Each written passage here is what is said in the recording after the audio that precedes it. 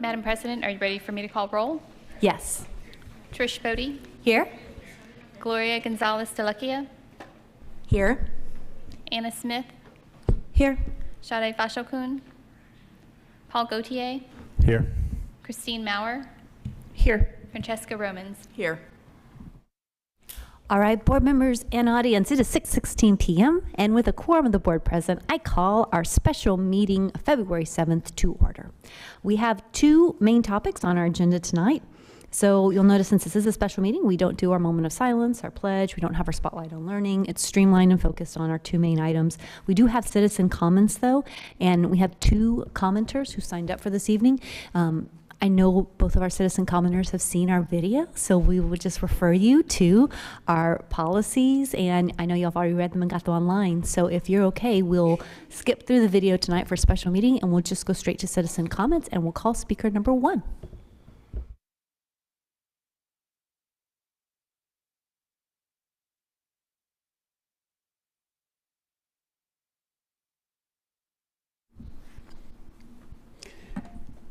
Good evening.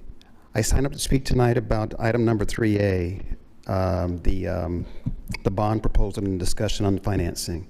My topic is transparency. We, the citizens, have had a lot of questions for many years about transparency about our finances. And there appears to be an attitude of superiority or elitism where we appear to be looked at as stupid and not able to figure out things. I want to give you, as an example, a quote from your last meeting at 10:03 that night from the dais. Someone said, I would recommend maybe that we do schedule a meeting where we put that on the agenda and our CFO is there so that when people want to ask questions that they obviously don't know anything about, someone can educate them right here in front of everyone. So when someone wants to make ridiculous claims, I want them to make those claims in front of our CFO on the dais. There's real attitude there of, you're stupid, we're smart. That's part of the root problem in our district today. Many people in our district elected Paul to represent us. He's asking questions that we want answers to. We've been through that budget for years. I know what INS is. I know what M&O is. Don't talk down to us like you're elitist. Thank you. All right, thank you, speaker number 1. Speaker number 2.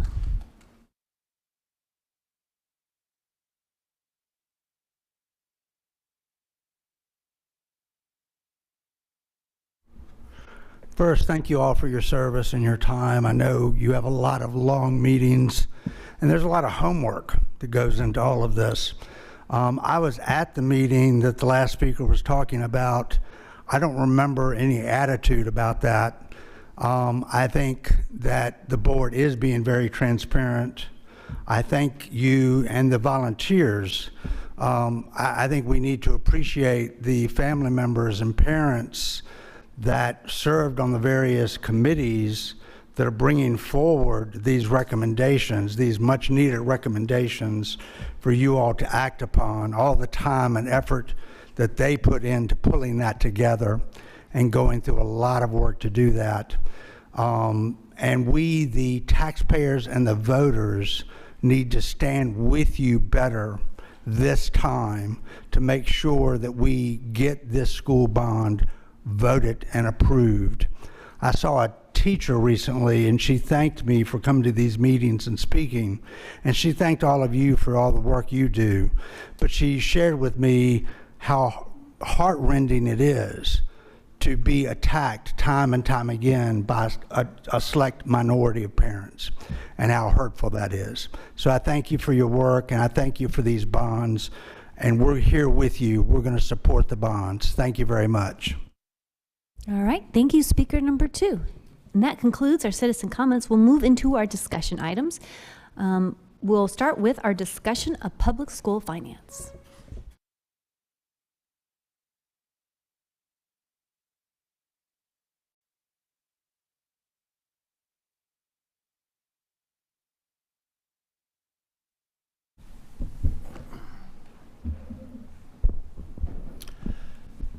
Good evening, members of the board, Madam President, Superintendent Gearing.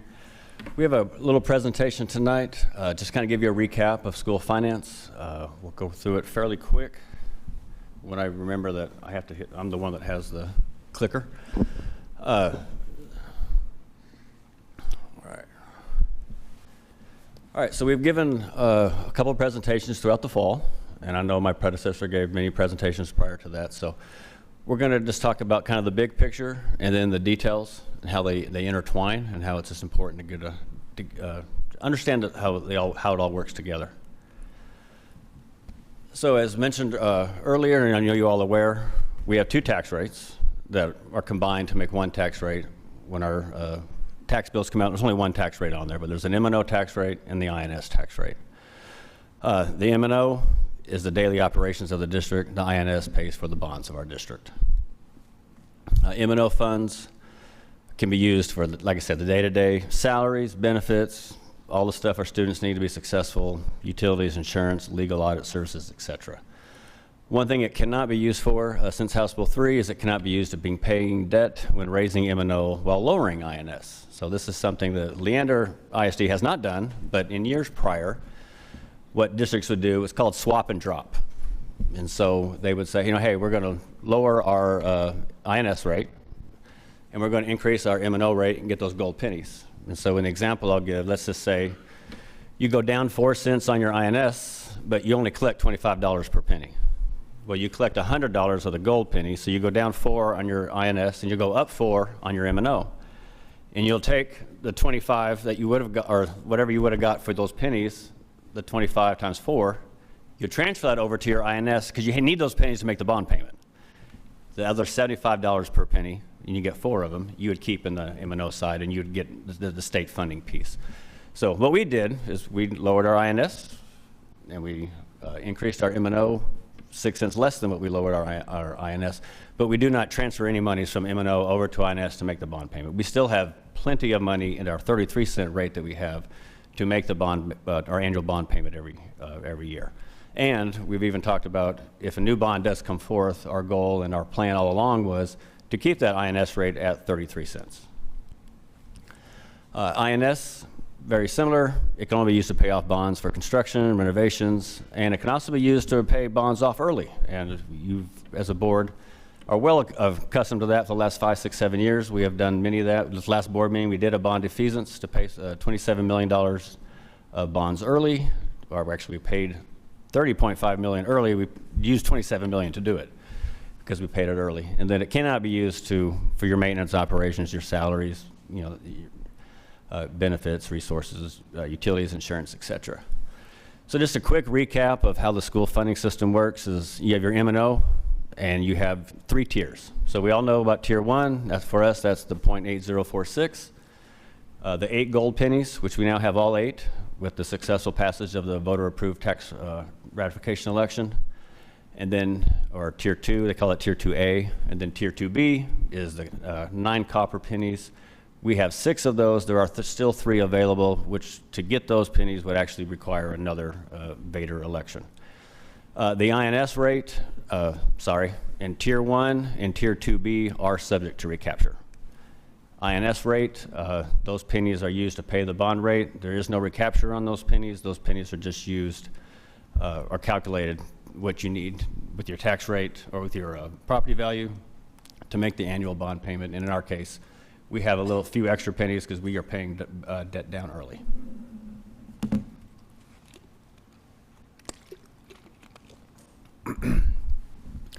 So our taxpayers get their tax bill. It has a tax rate on it multiplied by their taxable value. Sends it into the county. The county gets that, puts it into our coffers. We take those monies, and the $1.2746 is our total rate. 33 cents of that goes to the INS rate, and the 0.9446 goes into the M&O fund. And just to rehash, here's the 0.8046, 0.08, and 0.06. And of note, I will, on the second and third subset bullets under maintenance and operations, my apologies, that should be, instead of 0.9134, that should be 0.8941. That a little mental lapse, went back 2 more years than I should have when I was going off my head when I put that number in. So interest is sinking. It cannot be more than 50 cents on your bonded debt when you sell, when you go out to have the bond election. Now, there are instances, if you recall, back in the last 13, 14 years, if you were a district that had gone out for a bond in maybe 2007, 2006, and you were right at that 50-cent cap, but then 2007, 2008 came along and your values dipped, you would have had to go over 50 cents to make the bond payment. And that is allowable as long as when you actually sold the bond with the conditions that were at the time, you could be 50 cents or less. So the total tax rate is $1.2746. So this is our historical state net local tax revenue. So if you look at the red line here, so you look at our local property values, obviously left to right, they've gone up. You look at the last 2 or 3 years, they've gone up even higher than, a much higher angle, if you will. So you notice in the left side, there's not really much of a gap between that red line and the top of the green bar graph. And then as it goes further right, especially as you get to really high property value growth, that gap widens, because even though the value of the home goes up, it is still capped at 10% increase each year for taxable value purposes. And then the next slide kind of takes the same thing, but it breaks it down by our,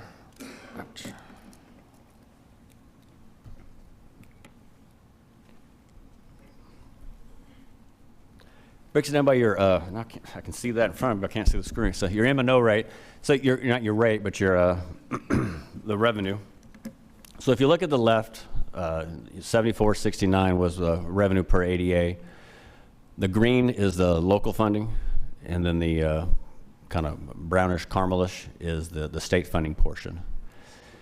And so you move all the way to the far right column, you see our local taxpayers are paying the vast majority, probably 90% of the cost of educating the students at Leander ISD, when if you look at it back in 14, 15, it was probably, the district was probably paying taxpayers were paying about 180 million, and then 80 million of it was, 80 additional was the state funding.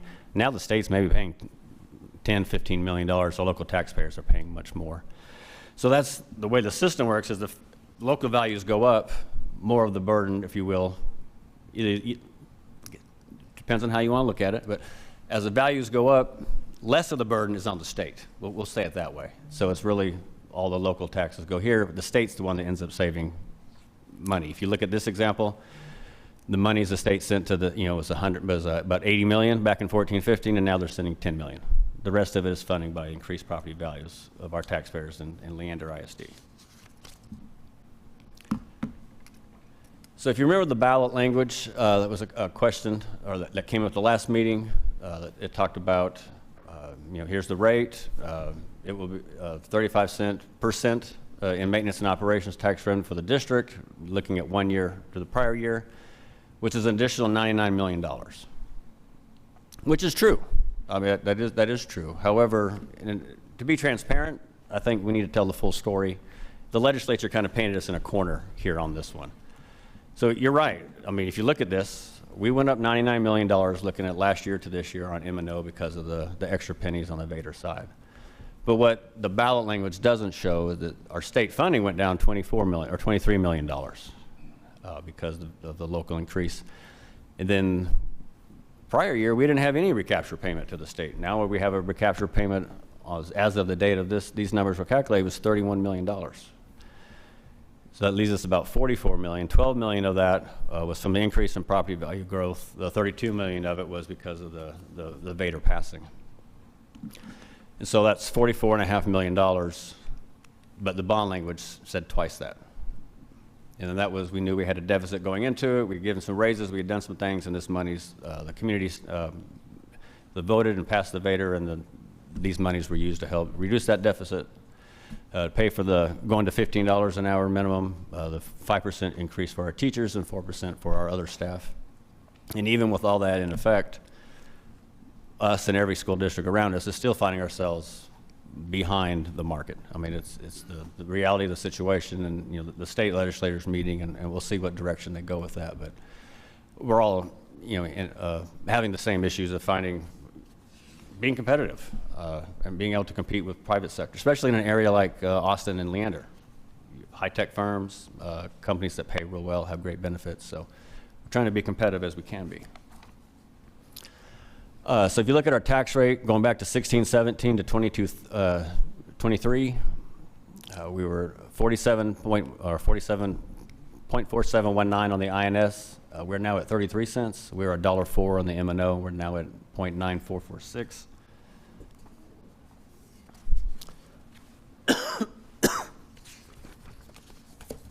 And I apologize, I should have kept up because I actually had it on my little presentation. The INS went down about 30%, and the M&O went down about 9%. The total tax rate together went down about 15%, 15.7. So if you look at our historical average taxable value, so if you look at our taxable value in 2016-17, the assessed value or the market value, not what you pay taxes on that value, but the market value of the home was $326,000 on average. Those days are long gone. 22-23, it was $694,000, so it increased 113%. I mean, that's astronomical. That's an anomaly. That's not the norm. The average taxable value went from $301,000 to $423,000, or about a just under 41% increase in growth. The property taxes for a school district, if you go back to the $4,555 on an average home in 16-17, and in 22-23, the tax rate's going down, it's $5,392, or taxes went up 18.4%, which no one likes to see their taxes go up at all. I mean, we all pay taxes, we all understand that.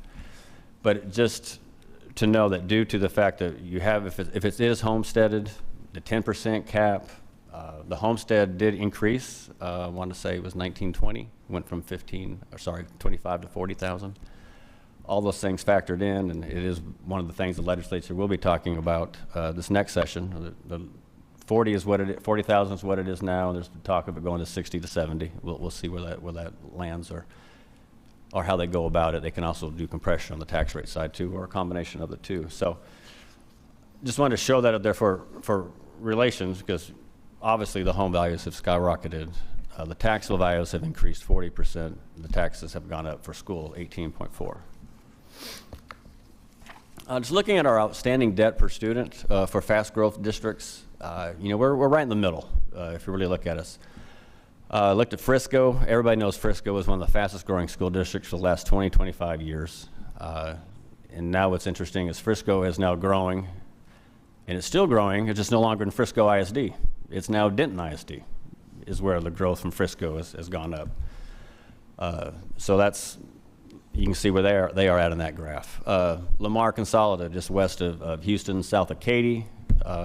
When I was at Sealy ISD back in the early 2000s, used to ride my bike in Simonton and Fulshire, and it was just me in the wilderness out there. That's not the same anymore. There are homes, there are a couple of elementaries and middle schools out there. I mean, it's just growth. It's been crazy. So as such, they've had to have bonds to get them in a position to sustain that growth and prepare for that growth and be ready for that growth. One of the comments earlier tonight was about our debt and being transparent. So this is a graph that shows our debt. If you look at the first left side to almost halfway, 2014. I'm not no news break here. We have some cabs in that some capital appreciation bonds that the district had used. You can see that's the blue portion, the top portion, the dark blue.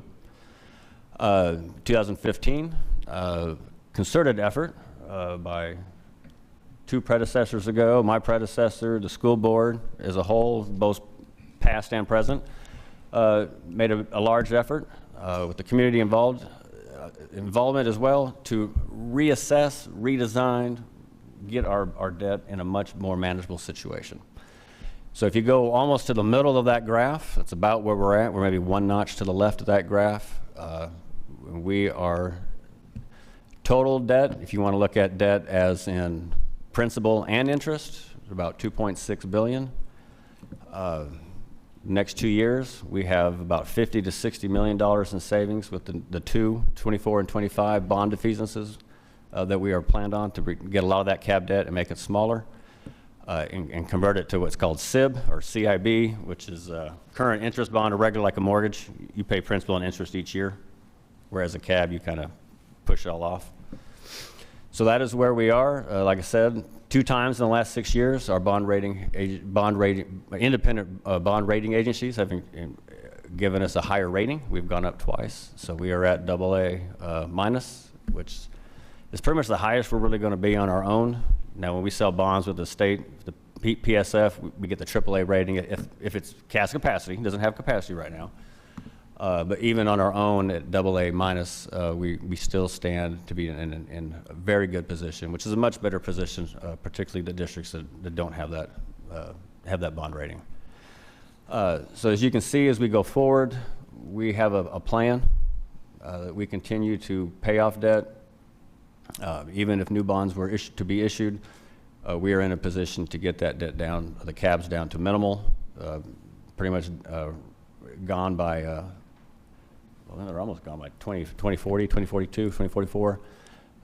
So we are actually probably the best shape we could be in, given the history that we've had. And kudos to the board that was here, boards today, my predecessors as well, to make sure that we've gotten and taken those steps to do that. We paid a lot of debt early, and we've put ourselves in a much better position than we were 7, 8, 9, 10 years ago.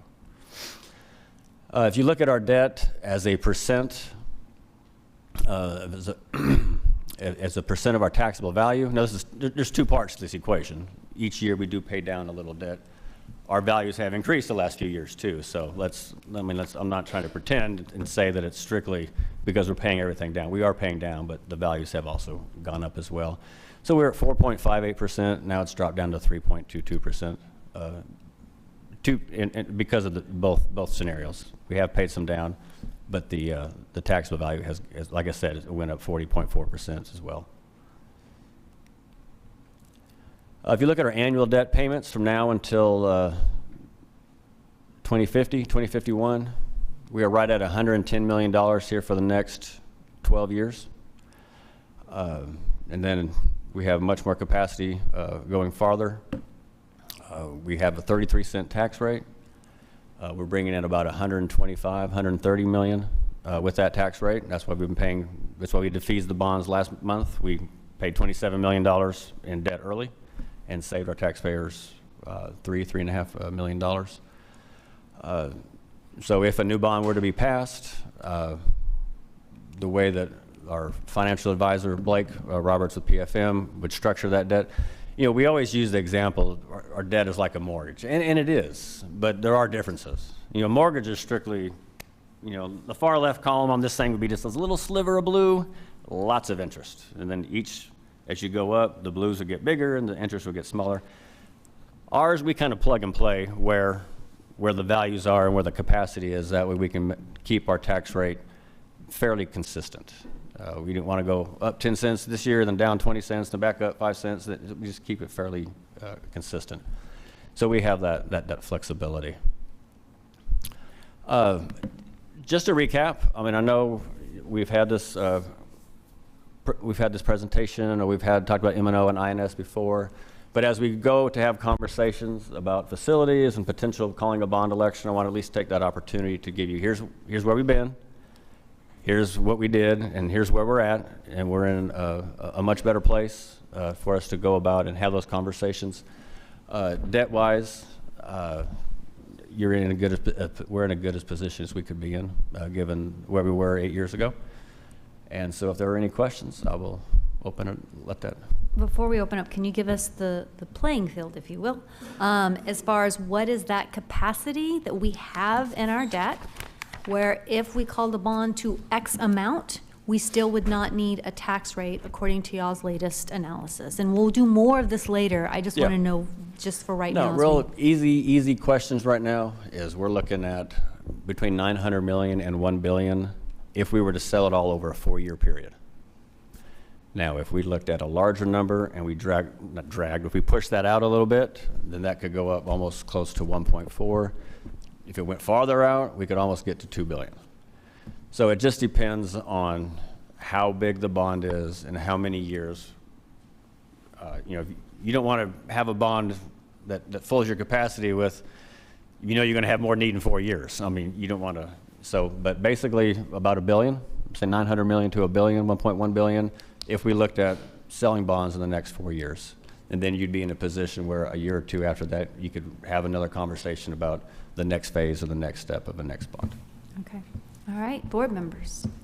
Well, just to piggyback off of that question that Trish just asked, so the number that you just gave would be leaving the tax rate as it is right now. Nothing would change. 33, the INS rate, 33 INS, cents. correct. Okay, thank you.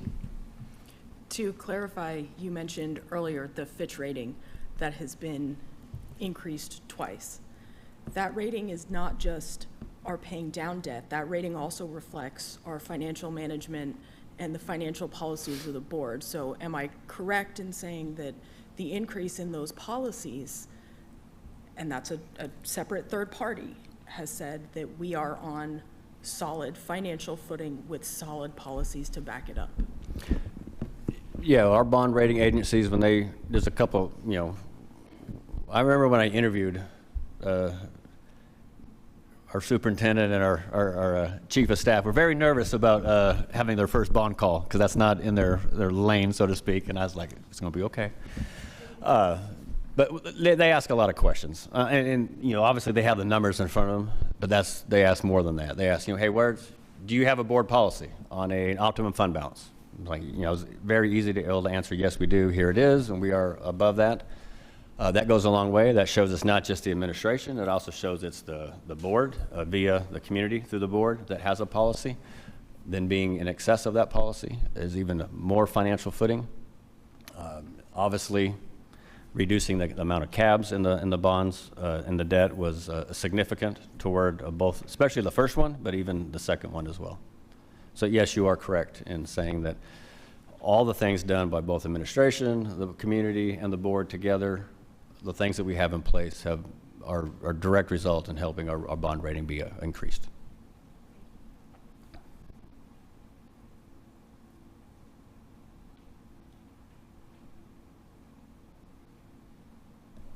Thank you for mentioning, there was a citizen that talked about transparency and wanting to give space for board members to ask all those questions so that we are transparent.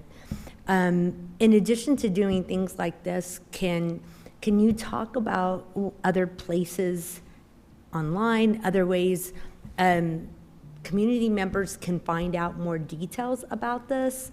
And then how you interact with any of the board members who want to know more details? Okay, if you go to I believe it's the About Us part of our website, there's a debt management you can click on. There's a lot of information compared to other districts about our debt. A lot of those slides are very similar to what we have in this presentation today. The history of the cabs, what we've done and where we're going, that information is there. There's monthly finance reports in every board meeting. We had an ice storm. Helped neighbors carry a lot of tree branches, a lot of allergens in those branches. I'm dying over here. So, and one other thing I did fail to mention in the presentation, if the technology guys, if you could bring up that screen that I had asked about, or inquired earlier. If you recall, I sat here, I believe at this exact table in November with Mr. Leo Lopez. And we had a conversation about what was going to happen as far as recapture payments, et cetera, et cetera. So this screen right here, and this is, if you were to pull this up, this is you go to TA's website, you go to Leander ISD, pull the summary of finance. So as Leo mentioned, and Kim Wall at TEA mentioned, they update the values in February. And so if you look at the top one that was done June 27th, then it goes down, 719, 720. TEA updates it. There's not a whole lot of changes. First they said you were going to get 27 million in state funding, then it was 47 million. Changed a little bit. Finally, January 31st, I got notified that we got local value from the CADs.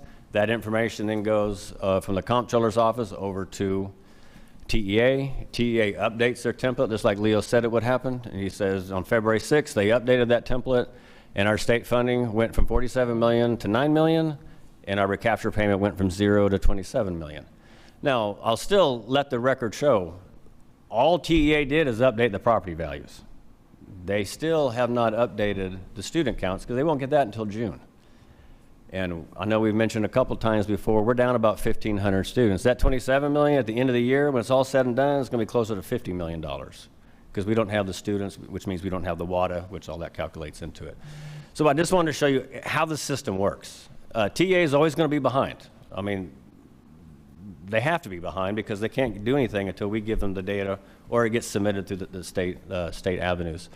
House Bill 3 kind of changed this to current values because used to be Chapter 41 was pretty easy because it was always a year behind on the value. You got your values, you were, the next year you knew it. It was a little easier to figure out. Now your current year and TA is not going to, it's not going to show up on here until February. You know, but we know, give or take, what it's going to be, you know, July, August, June when we adopt the budget. We have a template, we have an Excel spreadsheet, we update it, we keep it updated as much as we can, and it changes 2 or 3 times a week based on enrollment, attendance rates, et cetera, et cetera. But I just wanted to show you, because I remember that Leo had brought that up, and that just reiterate, that's how it's pretty much going to work every year with TEA, because they're always going to be behind. 6 months to a year, sometimes a year and a half. But that's why it's important what, you know, Becky Garcia in my office does, running that template 2 or 3, 4 times a week, keeping it updated, and as we get more updated information.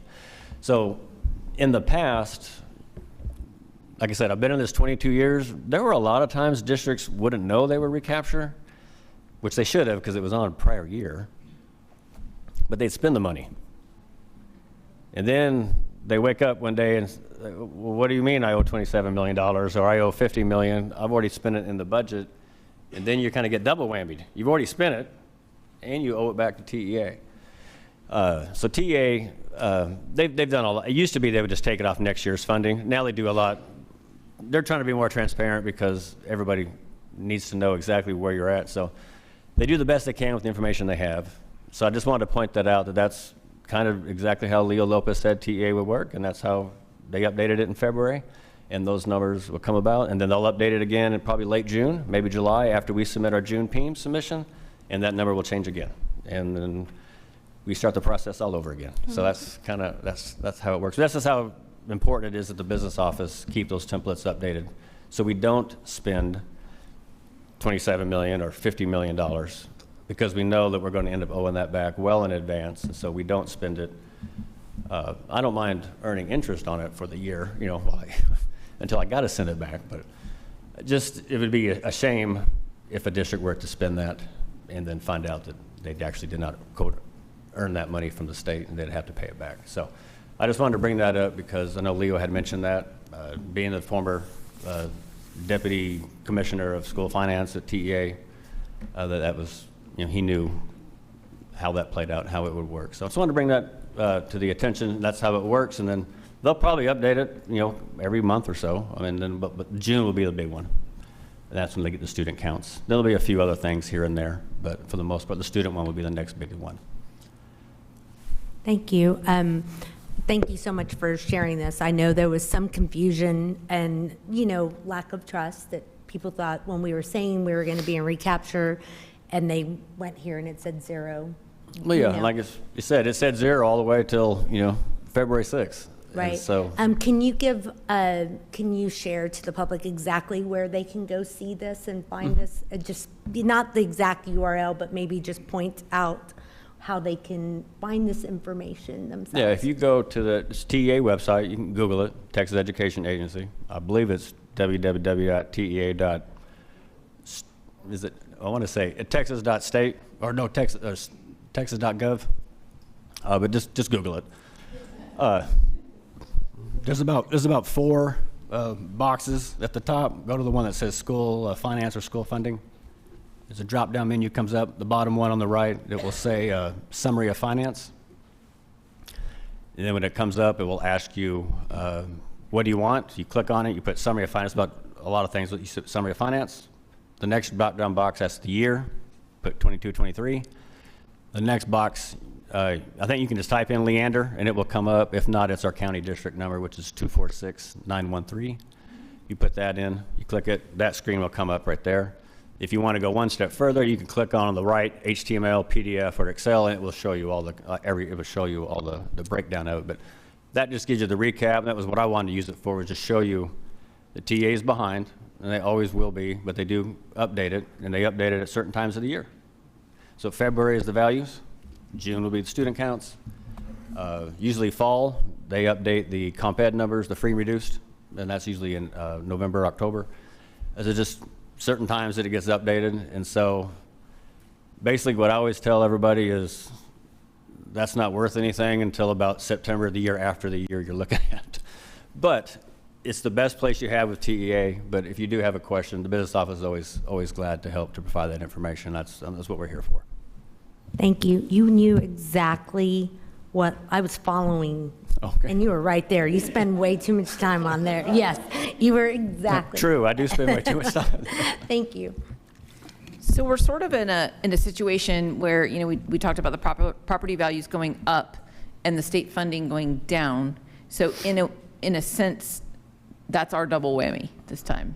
And I know that prior to the Vader passing, or the Vader, the information that was being talked about with the Vader, and that a number of folks had gone to this website and said, look, it's 0, it's 0, it's 0. But back to Francesca's point about Fitch, and the fact that Fitch recognizes that our business office and our CFO and all of the people that work in that office are very good at their job, and they know where we are financially. And so to have that information, obviously way prior to the state, that's important when we're communicating with the community about the truth in the numbers. And I think that I'm really, really thankful for your team, and I know that it's a lot of spreadsheets, I can only imagine. But keeping tabs on all of that stuff so that we do have the most current information and we are able to communicate that to the community. So thank you very much. Oh, you're welcome. And you're right, I do have a great team. It's definitely not me all by myself, but this is just, it's just, I hate to say flaw, it's just the reality of you know, a state agency is not going to have the information in a timely manner. And again, House Bill 3 is probably one that probably made it even a little bit worse, because current year values were great for the state, but now, you know, if this was prior to House Bill 3, you know, this number, we would have had 27 million or something in there probably back in June, because they would have known the value because it was on prior year. But now it's current year. That value is, you know, I get it in July. It goes to the state. I'm sent to TEA. They go to the comptroller's office. It's not even finalized until, you know, January, and then TEA gets it and they can update it. So it's definitely a change, and it's definitely an opportunity for school districts to put more information out there, because if they're going to rely on the state now, they're going to be farther behind. So it's an opportunity for us to put that out there to better meet the needs of our community and the board and just basically our community. And board members, I think actually this illustrates perfectly the moving parts that we're all discussing. And so sometimes if you take one moving part out and you say, oh, well, this is that moving part first, well, there's actually 3 or 4 things happening at once. So I hope our community doesn't say, when I ask the question of what's the capacity at 33 cents, that doesn't mean, oh, well, then we have $1 billion to spend. It means as a board, we have several moving parts. We want to make sure that we know what stays at that 33 cents, where is that capacity. We also need to know about our bond debt, and will we have more room as we continue to grow, because that impacts your bond rating. We're going to want to know our fund balance. So there's several different pieces that we need to ask questions to make sure that all of our trains kind of stay on the same track. One of the things that you mentioned, and I just want to make sure I'm correct on this, you mentioned about enrollment decline, because there was Senate Finance hearing, a discussion about enrollment decline overall as a state, but there was also the mention of districts that aren't declining as rapidly as in some areas of the state. I think the as rapidly makes me think, oh, well, everybody must be declining. When I look at our demographic report, I just want to make sure that this is also what you're tracking with as far as the finance side, is that we might not be as fast growing, but we're still fast growing. I do see our numbers are still growing, just not the same rate. Is that correct? Or from the finance side, can you clarify if I'm missing anything?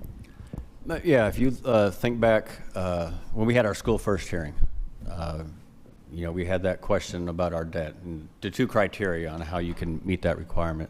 And one of those was, did you have 7% growth? And we didn't meet it this year because we lost 2,000 students basically with COVID, and not all of them came back, or a big portion of them did not come back. And then we thought they'd come back this year, and they still haven't come back. And now our demographer finally said, okay, hey, I don't think they're coming back, so they've reevaluated or recalculated the numbers and growth. So we are growing. We're actually expected 900 more kids next year. It's just, we staffed for 1,500 more this year.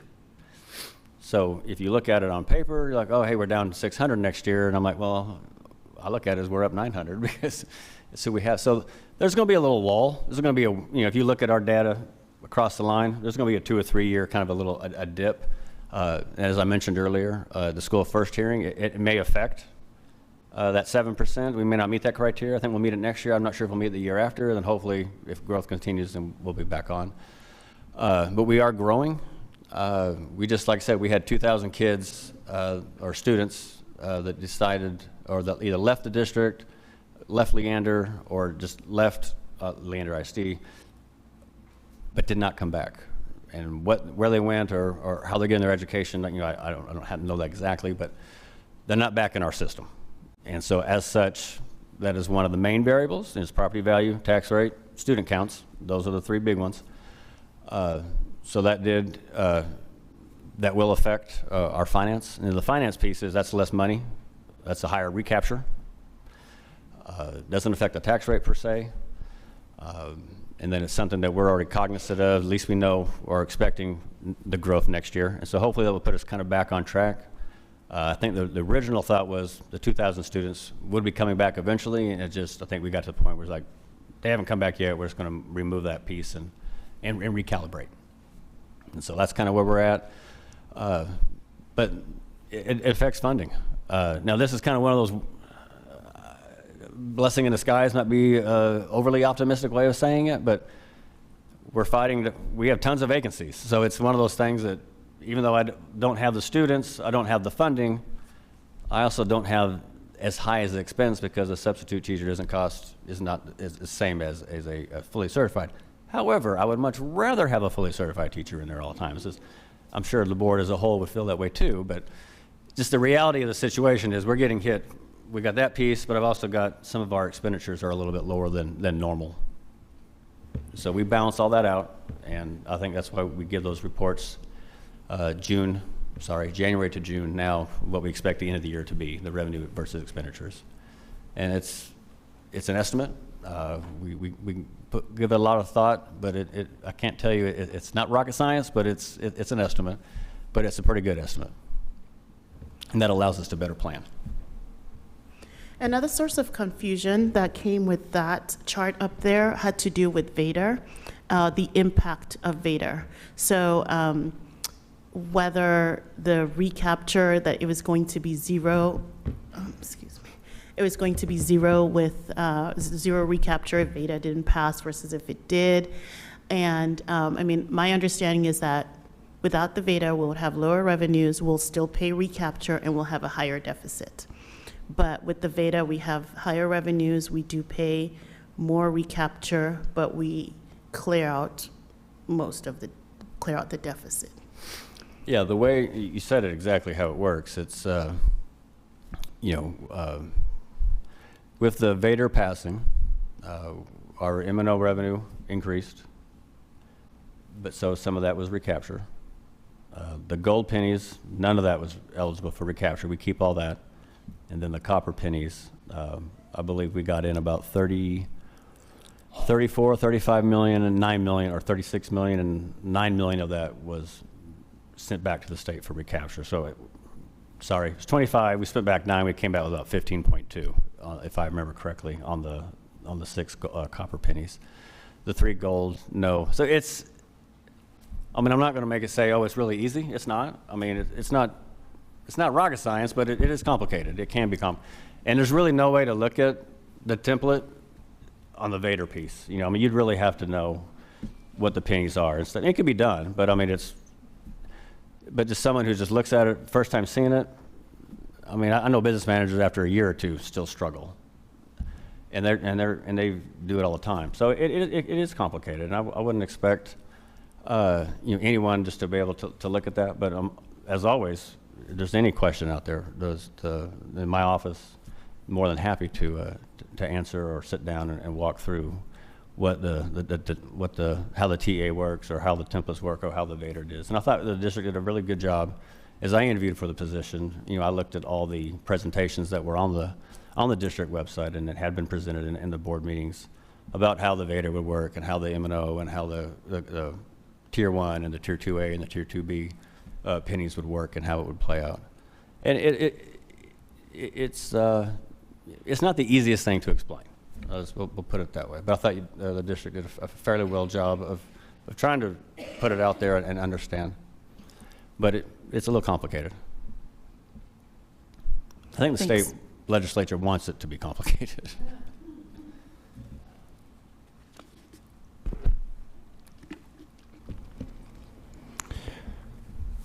Do you know how old the recapture formula is? Because there's been some talk about changing the formula, and there's a lot of districts that are paying in, and there's an idea that has been tossed around a little bit, they might change the formula. Do you have any idea how old it is? Recapture came about in 1993. I got in this business in 2001. When I was in 2001, if your property value per WADA, I want to say if it was over 326,000, you were considered Chapter 41. Didn't mean you paid recapture, it just means you were Chapter 41. And then it went up to like 419,000. Then it went to 478, and then it went to a little over 5, and then they tied it to the basic allotment. So House Bill 3 changed it not quite a bit, but it changed it and tied it to the basic allotment, put it at the $61.60, $61.60, not the $6,160, but they're tied together. So anything you bring above that per penny per WADA is subject to recapture. So the formula really hasn't changed. The threshold has changed about 3 or 4 times since its inception. And you are correct. There have been a lot of conversations, especially in the Austin area, because there's really, when we went through this whole process in the fall, and as I met with Leo, as I met with consultants, as I met with, especially at Midwinter last week, talking with the school finance gurus or the legislative people, talking, what would we have done? I mean, because one of the things I've had a conversation about is there are going to be districts just like Leander. They're going to become a recapture district, and it's all going to be homes. See, that was the anomaly. Before, it was the Deer Parks where I used to work, and you're on the ship channel, and you have the Shell oil that's, $12 billion, and that plant's worth $4.5 billion of it right there. Those were the ones that were Chapter 41. Then all of a sudden, home values went up, and that threshold didn't really change property to that amount. So the commissioner would have been forced to either, break up the district, or obviously you probably would have had one more shot at it. But if they don't adjust that threshold, if they don't somehow come up with some different way of doing it, it's just going to be repeat every year. It won't be Leander. We've had our share, but it's going to be another district next year. It's going to be a few more districts a year after, and then year after. And so kind of just trying to circle back to the question point is, there's a couple ways they can go about changing that. They could change the threshold. They could change the basic allotment. They could change copper pennies to gold pennies. They could further compress the MCR. I mean, there's, as the Madam President mentioned, there's always 2 or 3 different things that, no matter what you're talking about in school finance, it's affected by 2 or 3 or 4 different variables.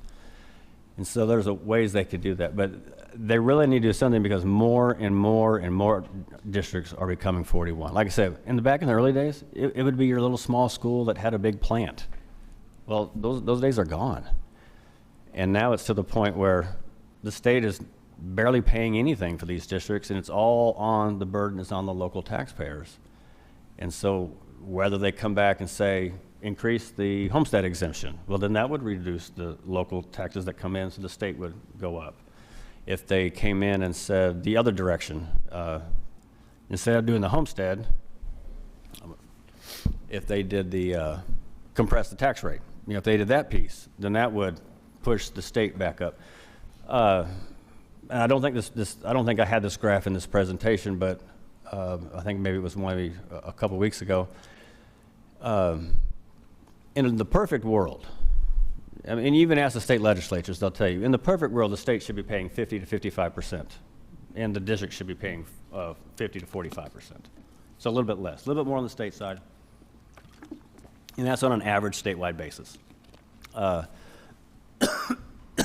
on the graph I'm thinking of, if you have the state and you have the local taxes, they're 55 and 45, and they go all the way that up till about 2001, 2002, and that's when we had the West Orange Cove case, and that's when they said, hey, wait a minute,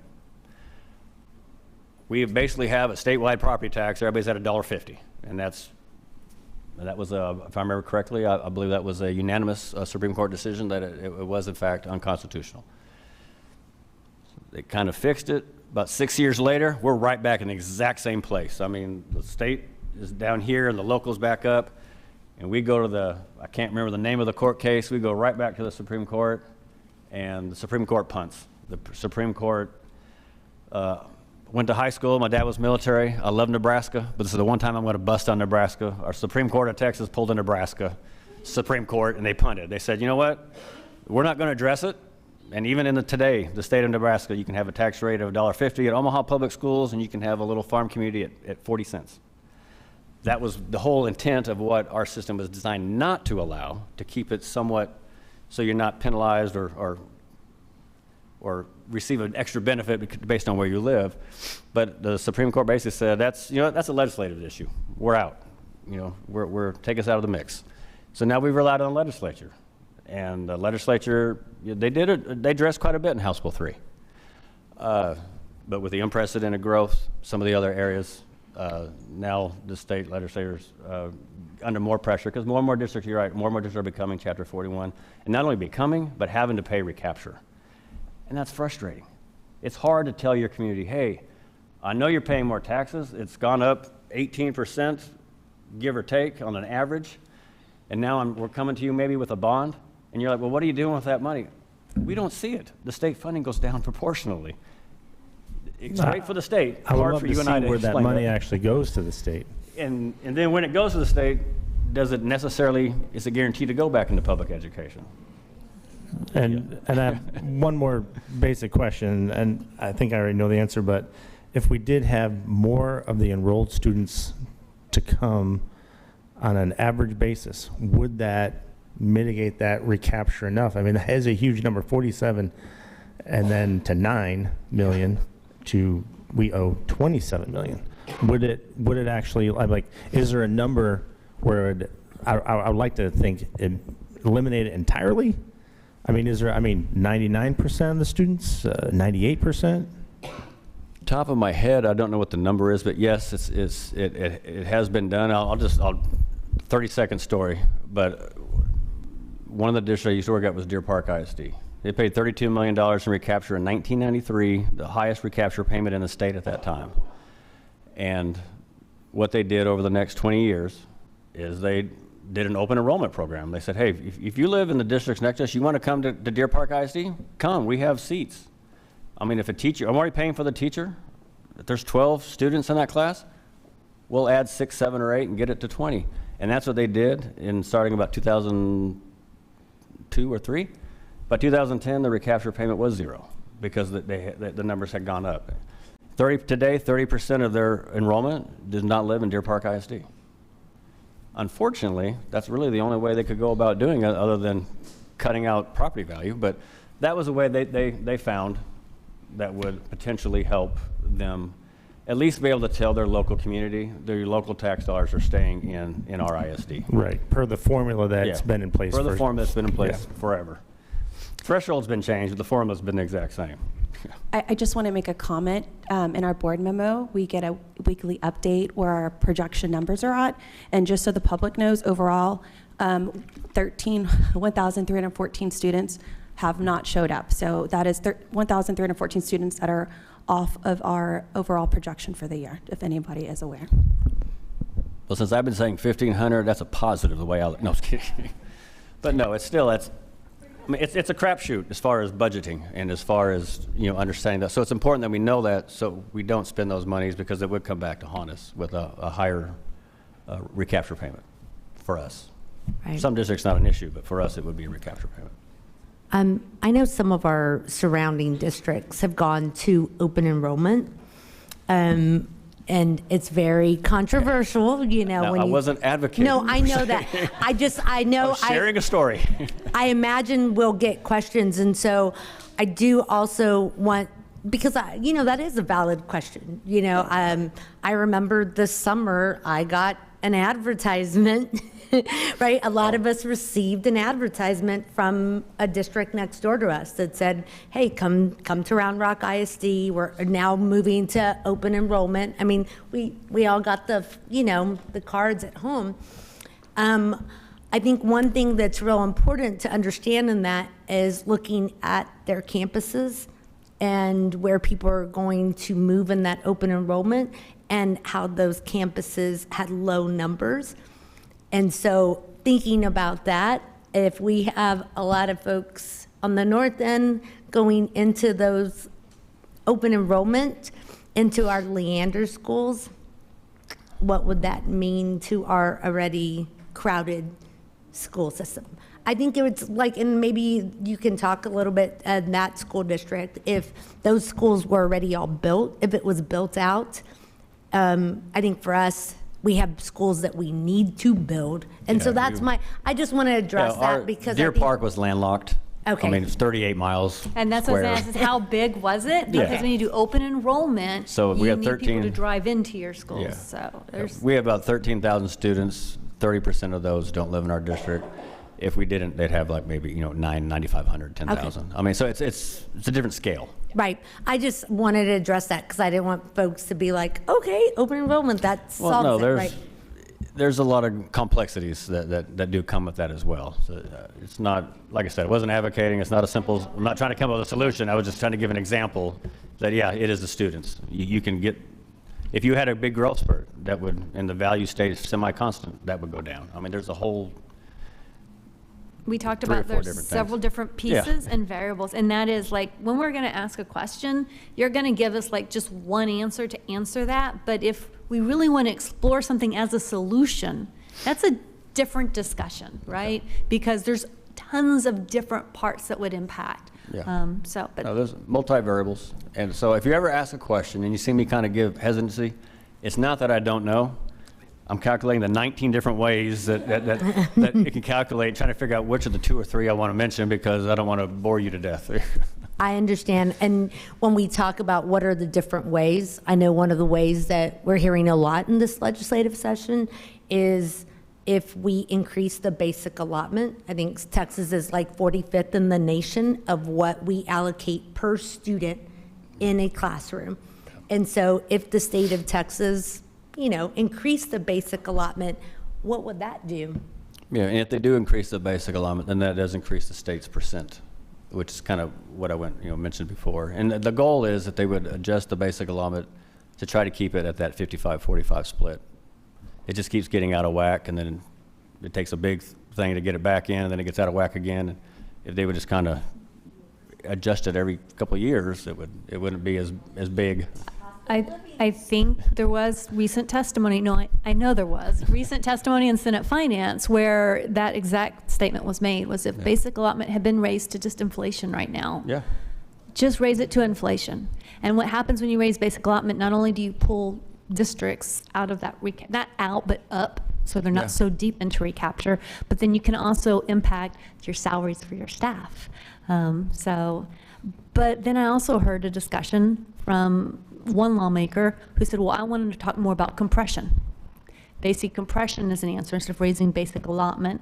I think there might be some downside to that.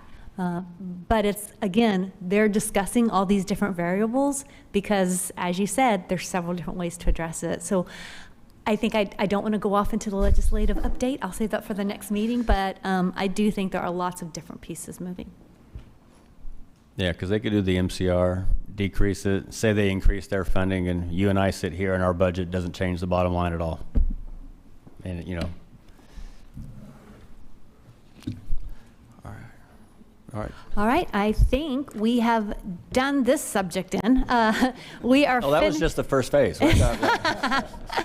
All right, well, thank you very much for agenda item A, discussion of public school finance. Don't go too far, though, because if more questions arise, we may need to pull you back up. We are now going to open up our next agenda item, discussion of Citizens Facility Advisory Committee, CFAC, and Long Range Planning Committee recommendations, and other items related to possible future bond election. As you remember, I talked about all those different trains on different tracks. Well, this is some of that. Is there been several discussions happening like over a period of time? And so this is kind of getting us all now kind of all facing the same direction, I guess, same page. So take it away.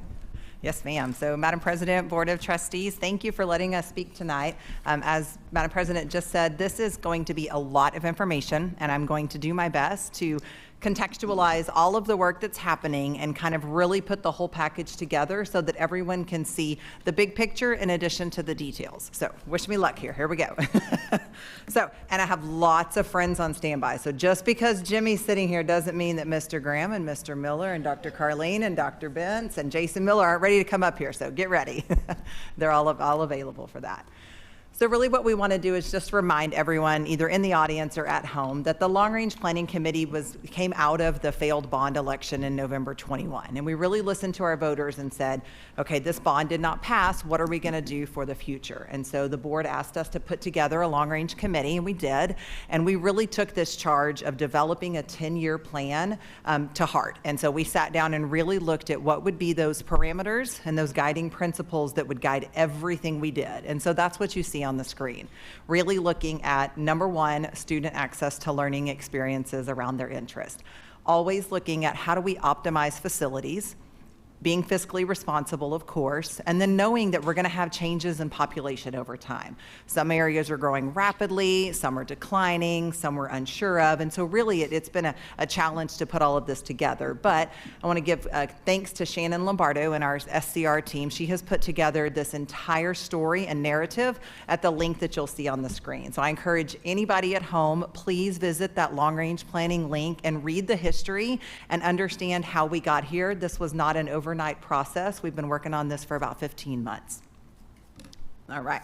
So what we're here to do tonight is really to thank our Citizens Facility Advisory Committee for the great work that they've done. Jimmy got together about 150 wonderful volunteers, and they spent months looking through district needs and brought you a presentation of recommendations on January 26th. So afterwards, we kind of sat down and said, what we want to do is really take the long-range plan and the CFAC and marry those two together and show where there is alignment at the moment, where there may not be alignment. And I'll be honest, that was not anything to do with CFAC. That was the timing of the long-range plan, the demographic report coming out, and the demographic report significantly shifting the initial long-range plan. So please, CFAC had everything in their hands at that time, but this information came out a little bit later.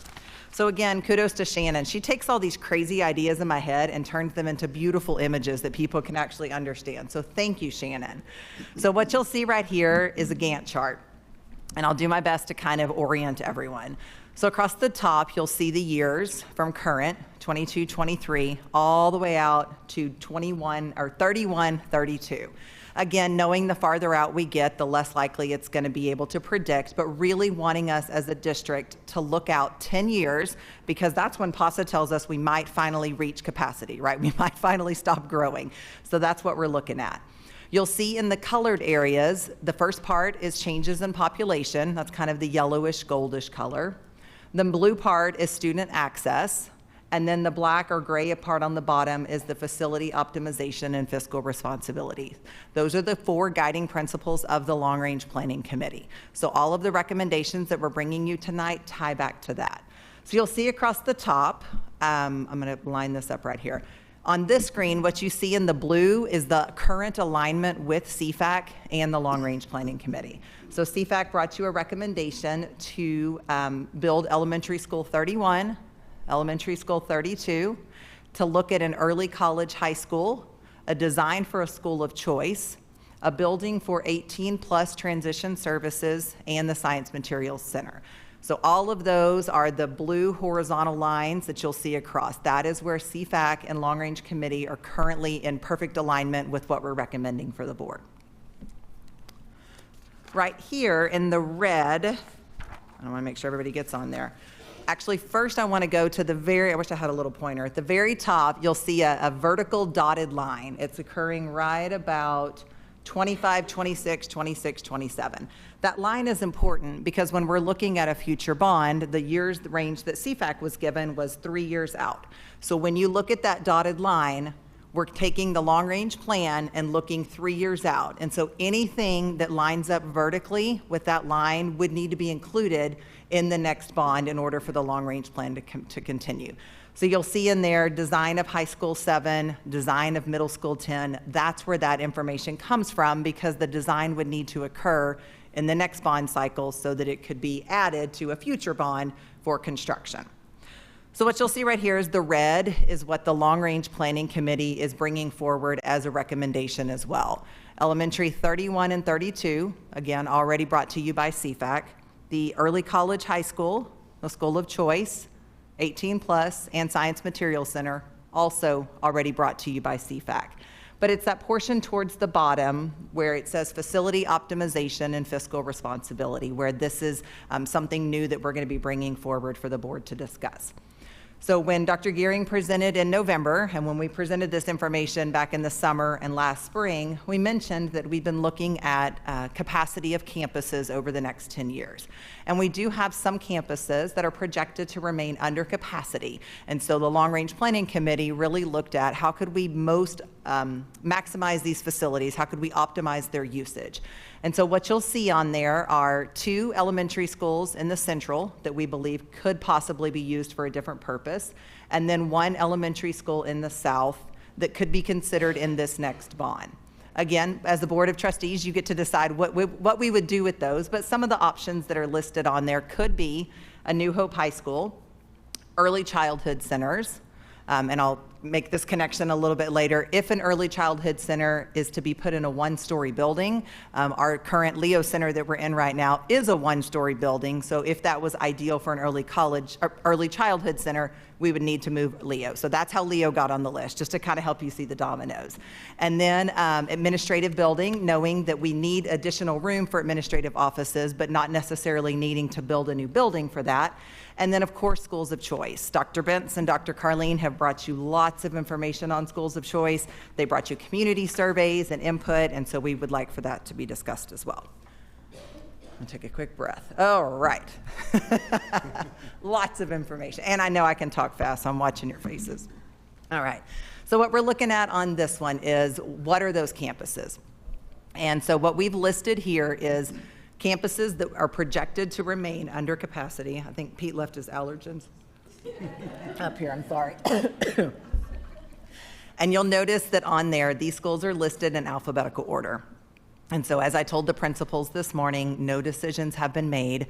Everything is just being put out for full transparency with our community as to what are those campuses that excuse me, might be considered. I know you're going to answer this, but so I can go ahead and you can take water while I ask. You say 2 to 3, but I see more than 2 to 3 dots. And can't we just pick the ones that are most under capacity? Why do you have more dots? And I know the answer to this, but I thought I'd give you a segue. Yes, ma'am, absolutely. So there are a variety of schools to choose from. I think what we would want to look at is what is the intention of that repurposed building. As I said a minute ago, if it's an early childhood center, our early childhood team would tell you it's ideal to have our youngest learners in a 1-story building. So that might drive where an early childhood center might best be utilized in a building. I think Jimmy will tell you that we would look at a school of choice and we would look and see, is there a current building that could be more easily renovated than another? Are there long-term plans for a building to undergo renovation, and would it make sense to double those like put them together at the same time so you don't renovate now and then come back in a few years and change it? So lots of factors to be considered. Yes, sir. Yeah, I think even geography, right? So where exactly that school is and how it interacts with the schools around it, especially with attendance zones and those kinds of things are important too. Yep. So you'll see on there that, again, there's a list of schools. Again, any of these could be considered. Most of them on the left side are in that central area. I will note that Giddens is on this list, and so when Dr. Gehring presented in November, you didn't see Giddens as one of the schools that was listed, but as we just mentioned, there's a constant domino. So should an early childhood center be placed in this one-story building, then there would be a need to possibly relocate the Leo Center somewhere. So Giddens came into the mix because of the central location of that facility, honestly, just looking at where could we best meet the needs of students. So you'll see on the right side, there are 3 South elementary schools that in this next few years could possibly be utilized for something different. Again, the board would want to look at that as well. I want to note on the bottom that it does say that the Long Range Planning Committee did note that a middle school in the South could be considered for the future, but not in this particular 3-year bond discussion. So that's a future later date. I know some people might say, why just the central? But that's really, we're looking at everything, but knowing that it's a 10-year plan, and so some of it might be discussed now and some of it might be discussed a little bit later. I have a question regarding Mason being on that list. Isn't the school of choice really an open enrollment school, and Mason already has that with their IB program? Sure. So help me with the question. So the question is just why it's on there for consideration when it's already, So right now, while it does offer an IB program, and I think Dr. Carlene could best answer that one, it is a neighborhood school in that it pulls from that area. And so when we look at elementary school 32, when that school is built and opened, it would pull students from that currently attend Mason, and so therefore Mason's numbers would drop. However, absolutely, when we talk about schools of choice, that might be a consideration for the district for the future. All right. So for the next bond election, and again, you as a board decide when that will occur, but just building upon what CFAC looked at for the next 3 years, these components were built into that long-range plan. And this is that red portion that we looked at earlier. So the building, a need for New Hope High School to have a more permanent facility. They obviously have the portables across the street, but again, early childhood centers. As Bruce mentioned, we have a large, wonderful early childhood program in our district, and it continues to grow. And so looking at how do we best serve those students, our recommendation would be through early childhood centers. Again, if they were placed in one-story buildings, we've got one of those that we're sitting in right now, so that might be a need to move the Leo campus to a different one. Schools of choice, and then again, additional administrative offices could be possible considerations. So I know the first thing people hear whenever you think of, oh my goodness, you're going to renovate a school and do something different. When is this going to happen? And people start to panic. And so I wanted to kind of show that realistically, if today the board said we're calling a bond in May, and if in May the voters pass the bond, the earliest possible timeline for any of those renovations to be completed and a school to be used as a different purpose than it is today is the 26-27 school year. So really kind of want to work backwards from there. Those of you that know me know I think backwards, right? Start from where we want to get to and work back. So if we look at this, that's why it's oriented this way, is in the 27 school year, 26-27, the campuses could reopen as a new purpose, which means that in 25-26, those buildings would need to be empty so that Jimmy and his team could conduct the necessary renovations. Means in the 24-25 school year, we would have to have identified those campuses, give those students and that staff ample time for staff to be able to transfer and know where they're going to go the following year, give families a heads up, and make sure that all of those final things that would happen in that last school year of whatever that building is could still occur. I think our goal here is to make sure that students and staff and families are taken care of. And so the earlier the decisions are made, the more likely that they could acclimate to those changes. So if this all played out immediately, we could possibly look at zoning for those elementary campuses in the fall of 23 to be effective for the fall of 25. So that would give our families about 18 to 24 months notice before any significant changes would occur. And again, this timeline is for demonstration purposes only. Everybody at home, no decisions have been made. Well, yeah, can you go back to that slide though previously? Because I've been on the Long Range Planning Committee for one meeting. And so when I first, saw this at our meeting, it was a lot of information. I can't imagine our community who hasn't even had that one meeting. I'm still looking at it after one meeting going, wait, remind me. Long range, so let me see if I can recap. Long range plan was, we had a failed bond, and we said, community wants us to utilize our facility. So we have components there. We need to repurpose our buildings, and we need to look at our zoning, which is that big attendance zoning. And so this is an effort to meet that, but we still have needs. So CFAC has, as you pointed out, identified the needs that we have in our community, even if we can do some of this. And these items aren't ones that we necessarily are saying are going to identify right now as a board. It's like we're going to go out to the community and gather input to be able to, because we know there's needs for these, but as far as what campus, or do we know there's needs for these? I guess that's what I'm saying.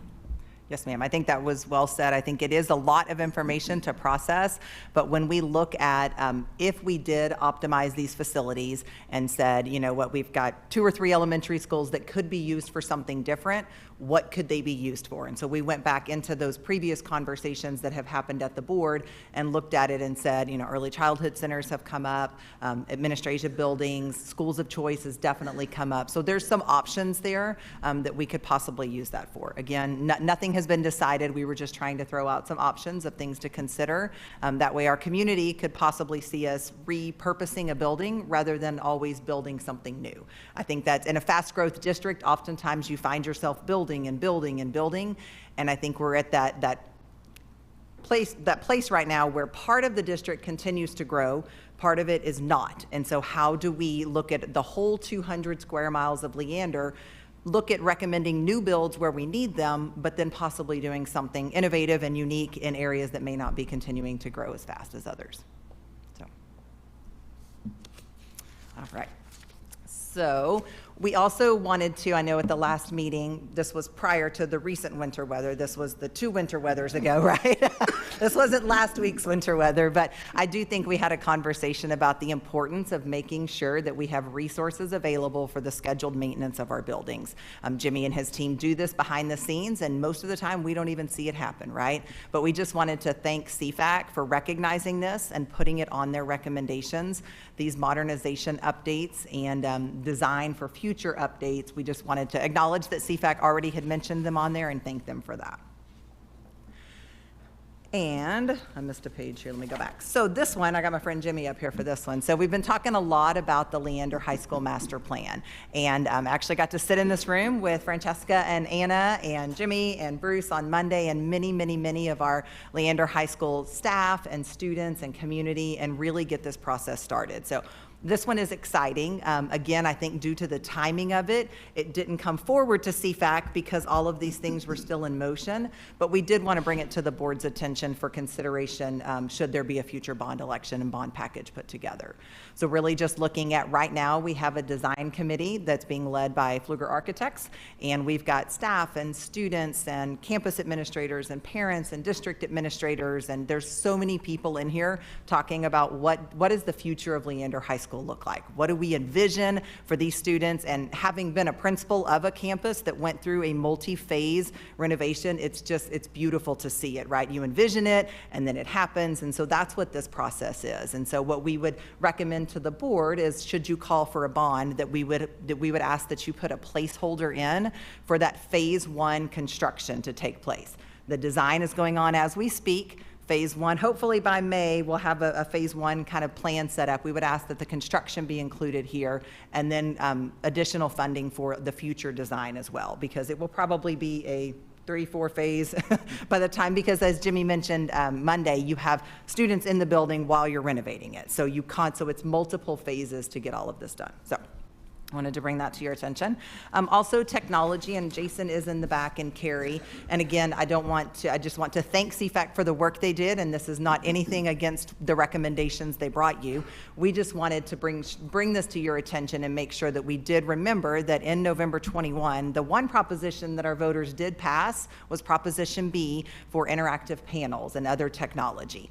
However, because the installation cost for that were in Prop A, it did not pass. The district has not been able to yet fulfill the community's wishes of installing interactive panels in every classroom. And so we wanted to bring that back to your attention again for consideration so that we could honor our community's wishes on that. And then I've got John and Russell and all my other security friends in here to help out with this one, but there were some additional considerations either coming down from TEA or some aging devices and just some security things that we would also like the board to just consider talking about that just did not rise out of CFAC. Again, not exactly sure why, but we just wanted to bring that in. So, lots of information. What we've tried to do here is just put everything together, because I think I heard at the last meeting was, what if we took all of this and all of this and all of this, and what would it look like? So if you orient yourself to the screen, you'll see across the top, that's what CFAC brought you on January 26th. That was $563.5 million. That was the total they brought you. If you take the long-range plan and look at the components of it that were not currently in CFAC, and you add those in, which is the renovations of 4 campuses, if Leo was included, right? Renovations of campuses for a modified utilization, the design of high school 7 and middle school 10, that brings you to 738.1. That's the bright blue line there. Then if you bring in those other considerations, the LHS master plan, construction and design, the technology installation of the panels, and then the security items that we mentioned, brings the total to 794.7. And again, we are just here tonight to present all of the information to you. You as a board get to have all of the difficult discussions, and we are here to answer questions. Again, we have many of our staff here, and we're here to answer any questions you might have. So thank you. All right. I have a question. Do you? Okay. Jimmy, can you give us an idea of what in the LHS master plan, the phase 1 construction, what is that going to consist of, so the community is aware and it's all out there and transparent? Yes. One thing, with the master planning process currently taking place, the thing you have to think about is within Leander High School, there's going to be many phases that have to be completed, but if you don't include phase 1 now, what we're talking about is something that is going to be very safe and very logical and likely will not move from its current location. And so in the 21 bond, the athletic area was included in that bond. And what that is athletics has a lot of actual square footage, but they also are not organized because it's been added on. And so if we can go in there and reorganize the spaces, it would impact the dance and athletics. It would actually relocate dance into the 3rd gym. Wrestling would come into the Bluebell area.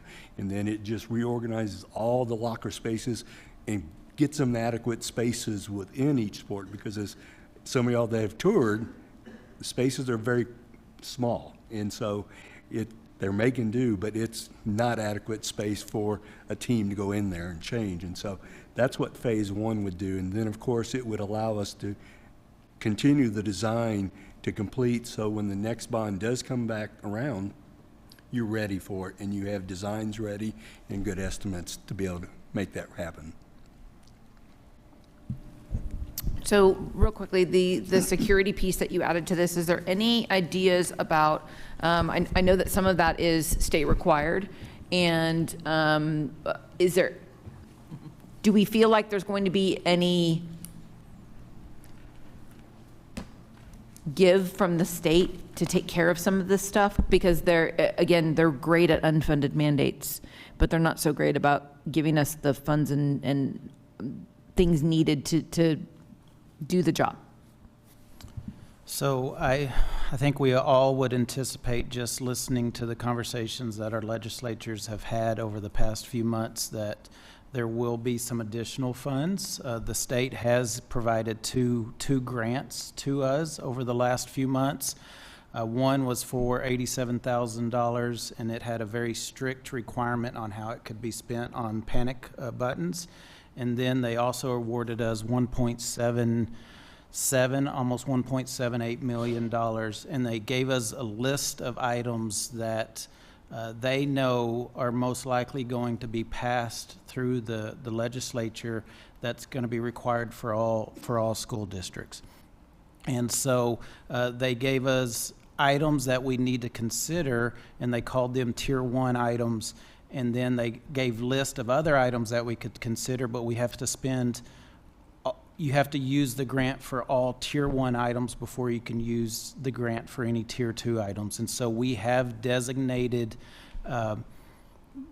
items from that was discussed in CFAC for the $1.78 million grant. It's an alert system that would allow us to be able to notify law enforcement more quickly if there's a threat on our campus, and allows teachers to have instant access to alert, and it provides some additional systems to help students and staff know exactly what type of alert is happening on campus with different lighting. And it is a Tier 1 item. And so we know that we have already allocated the funds through the grants. There may be some additional ones, but what wasn't presented in the CFAC, or it was presented in the CFAC, and we didn't unfortunately have any cost associated with them yet, because we were still gathering that information, because it took some time to bring out some glass companies and some fencing companies to help us gather those costs. And so I would believe the state will. I don't believe that they'll get us anywhere near the millions of dollars that we are requesting. Okay, thank you so much. Can I piggyback on one more, or you want to go ahead? Okay. Jimmy, I know that there was some questions in the community regarding the cost of things that were in 2021 of the bond that did not pass. And now we're looking at those same renovations, same construction. Not much has changed in the scope of work as far as I know, but the cost is significantly more. Can you speak to that, please? Sure. As everybody knows, if you do anything today, it costs a whole lot more money. The prices that were in the 21 bond, those were actually developed in the fall of 2020. And so when you're looking at projects today, if we should go out and be successful in a May bond, we won't start the work most likely till the summer of 2020 because of design, ordering equipment, and getting it delivered on time.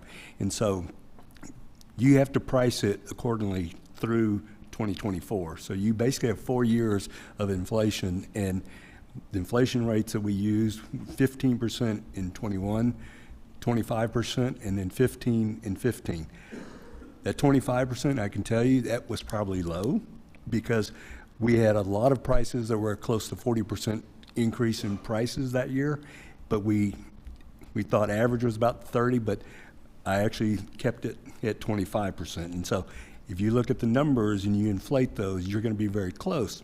But one thing I did do also is I actually had the engineer of record designer give me a quote on a cost per square foot for these projects, and I had a contractor price it also separately. And the contractor said on average 125 to 145 a square foot for all the different trades and the lines of work that you have to do. And so when you apply those, we're about 133 on Vista Ridge, about 111 on Cedar Park, because Cedar Park, part of it's already been done. We did that through major maintenance and some of those projects previously, and so it's a cheaper project actually to complete. And so they were very well aligned, and then just like if you take the 21 cost and inflate them, it comes out to very close. They're very close, 3 different ways that we tried to get pricing to calculate. And so we feel very comfortable, and cost of schools and construction have gone up tremendously. And it's scary. I hope like heck the prices go down, but most people will tell you they're probably not going to go down. They're going to stay flat. If anything, they're going to stay as they are. Well, I know I'm just doing a project at my own house, right? It costs a whole lot more than it did even a year ago. And Yes. so I can only imagine that's exponential when it comes to building a school or renovating a school and doing all those important things. Yes. So I think that, our community needs to understand that because things failed in 21, now we're also kind of behind the 8 ball, so to speak, because there was so much major maintenance that didn't get done, and like the installation of the panels and the things that like that. So we have to sort of remember that we need to now add on some of those things because they are coming up on time to where, we need to make sure we maintain our buildings and so that it's safe for our students. Some of those major maintenance, the modernization projects, those campuses, some of the elementaries will be 26 years old before we touch them. And so you're pushing really, it. yes. We're way pushing and it. that's for 800 kids or 1,000 kids in that building. That's not a thing you want to take a chance on. Exactly. Okay. And I guess the other little piece of it for me is that, understanding this big picture and having the information available on the website and lots of different places where we can see what these costs are, that the transparency with the community and understanding that this is what it costs to do business, and we're in the business of taking care of kids. Thank you. John, for security, is that all the items that y'all have identified for security needs that's on the bond package? No, ma'am, it is not. I've been a facilitator of CFAC committees 4 different times, and so I do honor the CFAC process. I do believe in the CFAC process, but there are additional items that we were hoping would be included by the steering committee. And some of them were mentioned tonight on the slide that Laura Lynn presented with the aging cameras and servers. That's replacing all 600 cameras that we currently have in the district that are 7 to 10 years old. That's replacing our servers that are 7 to 10 years old.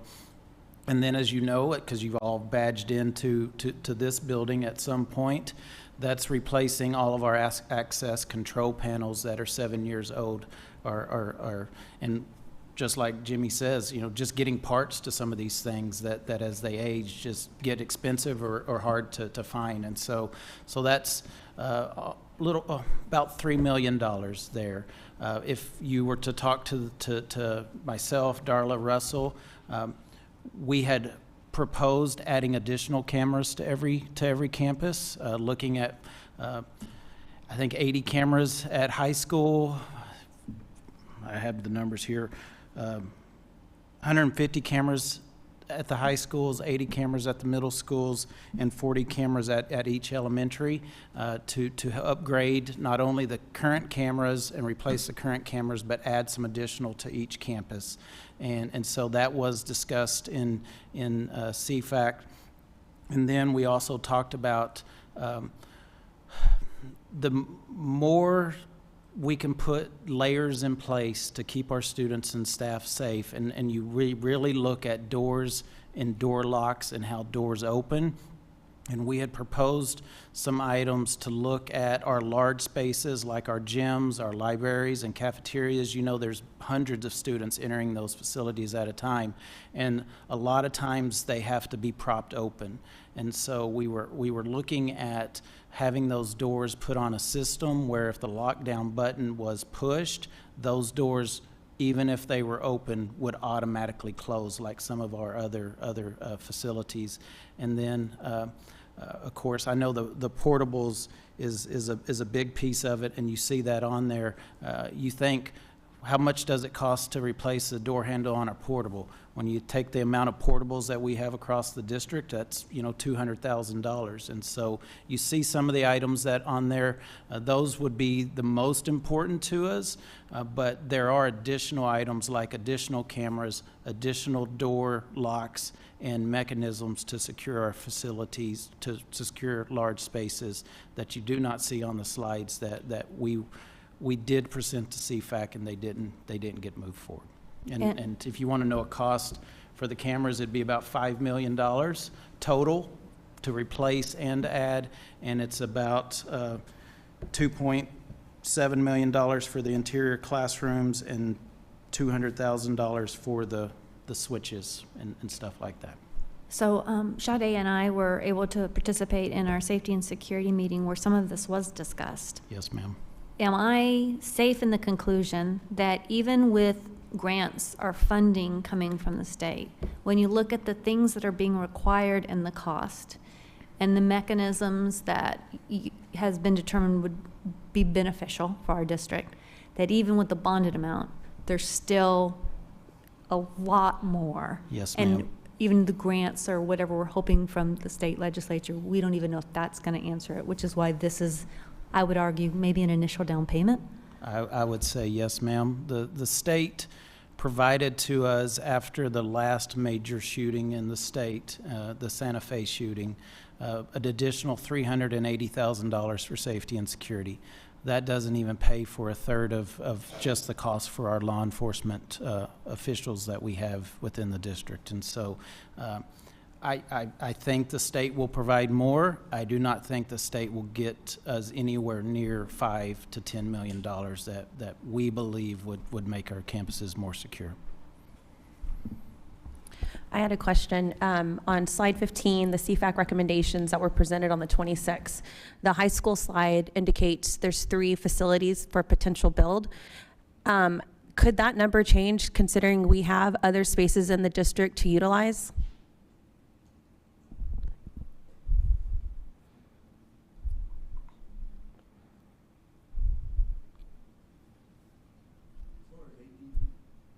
Excuse me. As far as 18-plus facility, what the thought was and the plan was, I think, is to put it adjacent or next on the same property as the Science Materials Center. From a job skills training perspective, it's a great fit, and so we are looking at that. One thing we have not been able to dive into is, can they actually be physically, is it good to join the buildings? You have some cost savings because you have one less wall to build, but from a functional standpoint and long-term, do we want them next, or do we want, have a drive in between where they're in their separate facility and operating, and then they can very easily go over to the Science Materials Center and actually work there and acquire some skills. The early college high school, that one, of course, was looked at from a functional standpoint. It truly needs to be on site to work best.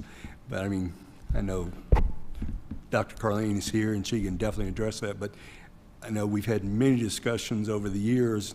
We've looked at, our own site in the 21 bond had it, the preference was to have it on ACC, but at that time we weren't sure if we could actually legally do that, but now we've been clarified, as long as we have the long-term lease exceeding the life of the building, we can do that. And so that is by far the preferred location from just getting the students acclimated there. And so, I know New Hope High School, of course, it wasn't included, but that was definitely one that we were talking about in a repurposed facility.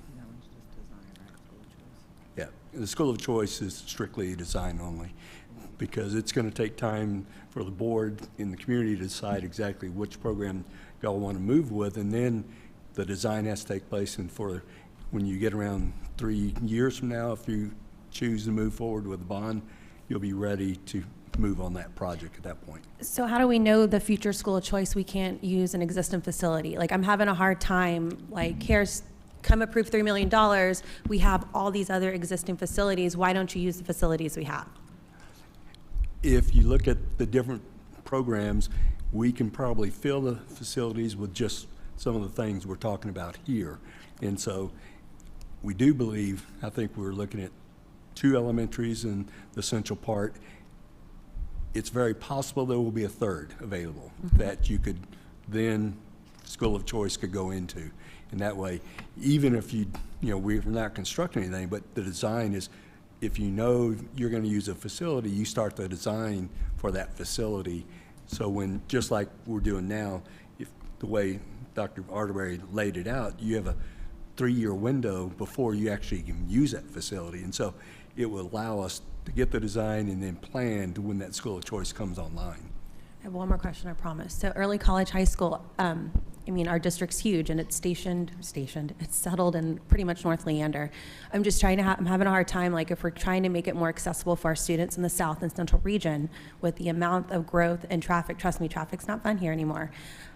Why would we keep it all the way up here and not make it more centrally located so it benefits more students? Because I know it's been kind of fun with the transportation, dealing with all that. So I'm just trying to understand, we've got space centrally.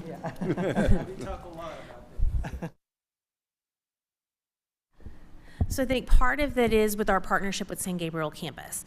And so the classes that are offered there and our ability to be able to grow out the program at San Gabriel, when they built the master plan for that particular ACC campus, included an early college high school to be included on that campus.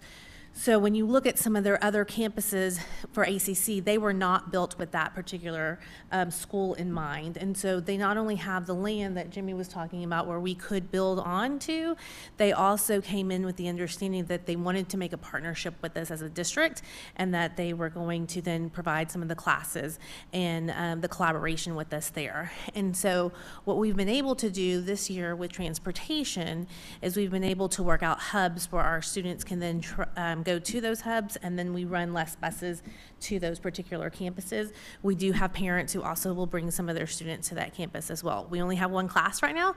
We'll be our 9th grade class will be continuing to grow, but that's the main reason why we're going to why we have it there is because of the partnership, and that was part of their plan as well. And so the campus facility itself at San Gabriel was designed for this specific collaboration, where the others are not necessarily one, have room for us to build a space there, and then two, even have maybe some of the classroom facilities available for us to use there. And Anna, I'll follow up on your question while Krista's up here. You asked about the schools of choice facility. The CFAC recommended the design of it, but absolutely that location could be in one of our current buildings. And I think I would go back with Dr. Carlina, Dr. Benson, the work that they did with the community to get their input on, should we build a standalone school of choice, what would it look like? We know Early College High School is there, so I know she would be able to kind of talk through, going back through what did the community tell us, and then that would probably be the first place we would start is, if that's the school we want to do, the design money would be included, and then we could possibly, it doesn't have to be a new build, so. The Early College High School, as far as the current location and just having one class, but as it's growing, they need to be out of there at some point. What does that timeline look like? As soon as possible. And so that has been some of the conversations. In fact, Jimmy and I were just talking this evening about that. We have just under 125 students there. So we have about, I want to say about 113-ish or so. And we're expecting to bring in another full class.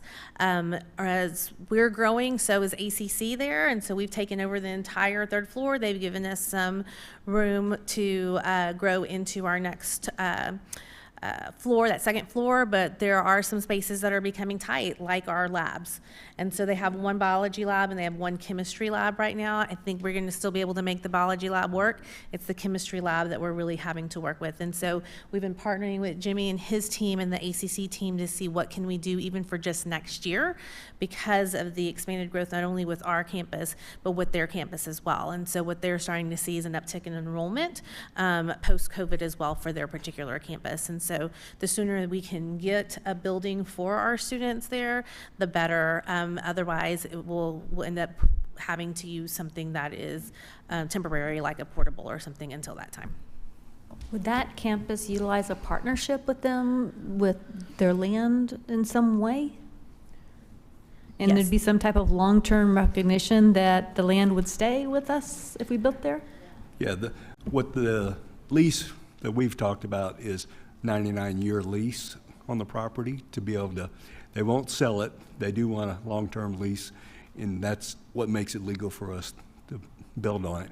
One thing, another side note of the Early College High School, during the steering committee's discussion, one of the steering committee members is on the chamber, and he said one of the true benefits of the Early College prospective employers that are coming to town, they ask about Early College High School. It's a key thing they're looking for, and so by us having it, it makes attractive for prospective employers coming into the district. So it's a side benefit, but it does help the community in that way too. I was quite interested. I had a question because in regard to the early child, I always want to call it early college, but early childhood centers. Because the reason when we discussed it in long range plan, right, we have our hubs. A lot of them are overcrowded and they are taking up room for our students in K through 5. So I don't know if the board's aware. So just musical chairs, tag your it. I think what just needs to be said is if we choose not to go the early childhood centers routes, right, and they'd be in different hubs of the district, so it's not just segregated up here or in another district, it's all over, 3, right, my understanding, that if we don't do this, then we have to potentially build another elementary building, is that correct? Which is, how much more money are we looking at? Right. If, just looking at the numbers with the 2, if we choose not to move forward with early child, keep biting my cheek. If we choose not to move forward with their childhood centers, we've got to put another elementary in the upcoming bond, because what happens is up north, that's at least 500 kids we're pulling out of the capacity of those schools, which if we don't do it, we've got to make up for it. And that's probably in the 25, 26 year that elementary school is going to be needed, just because of the additional growth of not pulling that out. And so it's, and of course, in elementary school, you're up in that probably 80, 85 million, that time frame. And so it's an expensive option, but it puts the kids in a place that's actually dedicated for that program. And like we said, we discussed possibly Leo being a spot because it's single building, and then a central location, right? And then potentially, possibly the south. Third one will actually be in the north, because right. long-term, That's we're right. going to have one. That's right. Probably in about 8-10 years, you're going to have another one that addresses the growth, final growth. So say we do go to bond or whatever, how are we going to educate the community? Because this is a transition in the way we do in Leander, right? We just started pre-K, we put them to home campus. How are we going to sell these early college center? See, I told you I did it. Early childhood centers.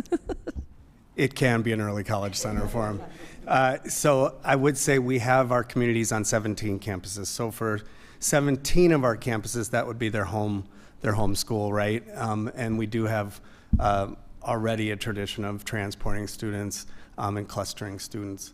I think the education would be just around the ergonomics, and like Jimmy said, a dedicated facility that is designed to be developmentally appropriate, inside environments, outside environments, for our students. We can pool our resources for our community partnerships and just have that dedicated piece. The philosophical benefits, or just the benefits to the student, will be the number one thing to talk about in those educational sessions. And then number 2, the facilities optimization.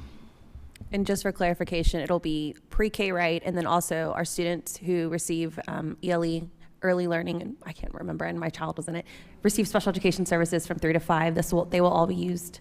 Yes, ma'am, and that will increase the inclusion opportunities as well by the economy of scale, being able to offer all the programs on one site. And if it was here, being partnered with our parents as teachers, Head Start, and Acts of Love on this side as well.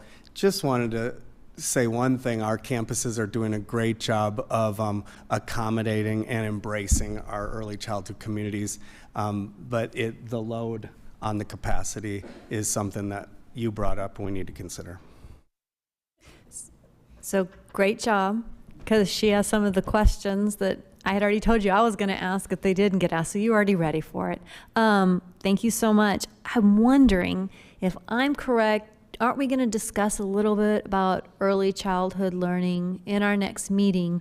If there's not a slide or some information in there, can you bring information to help kind of give this more robust information of what this looks like? Yes, ma'am, absolutely. And we'll have Kendra Winans and Aaron Garner here, who will be much more eloquent and articulate in discussing details around the benefits to our families and our youngest students.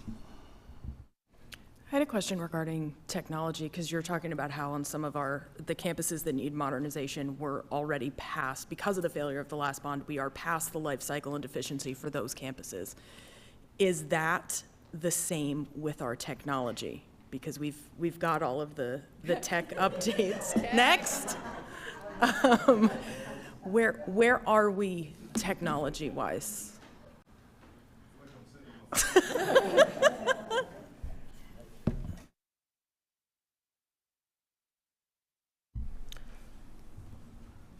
Gary, do you want to come up too? I'll raise the chair for you.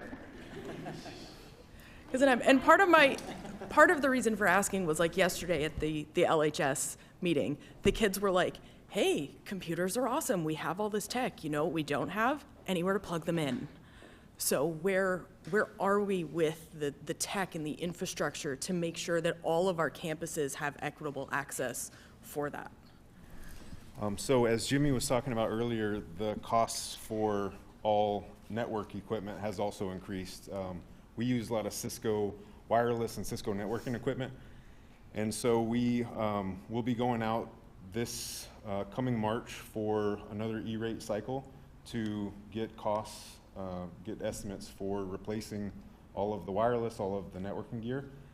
And so that will in turn replace all the wireless across the district. It will replace all of the network electronics in the elementary campuses.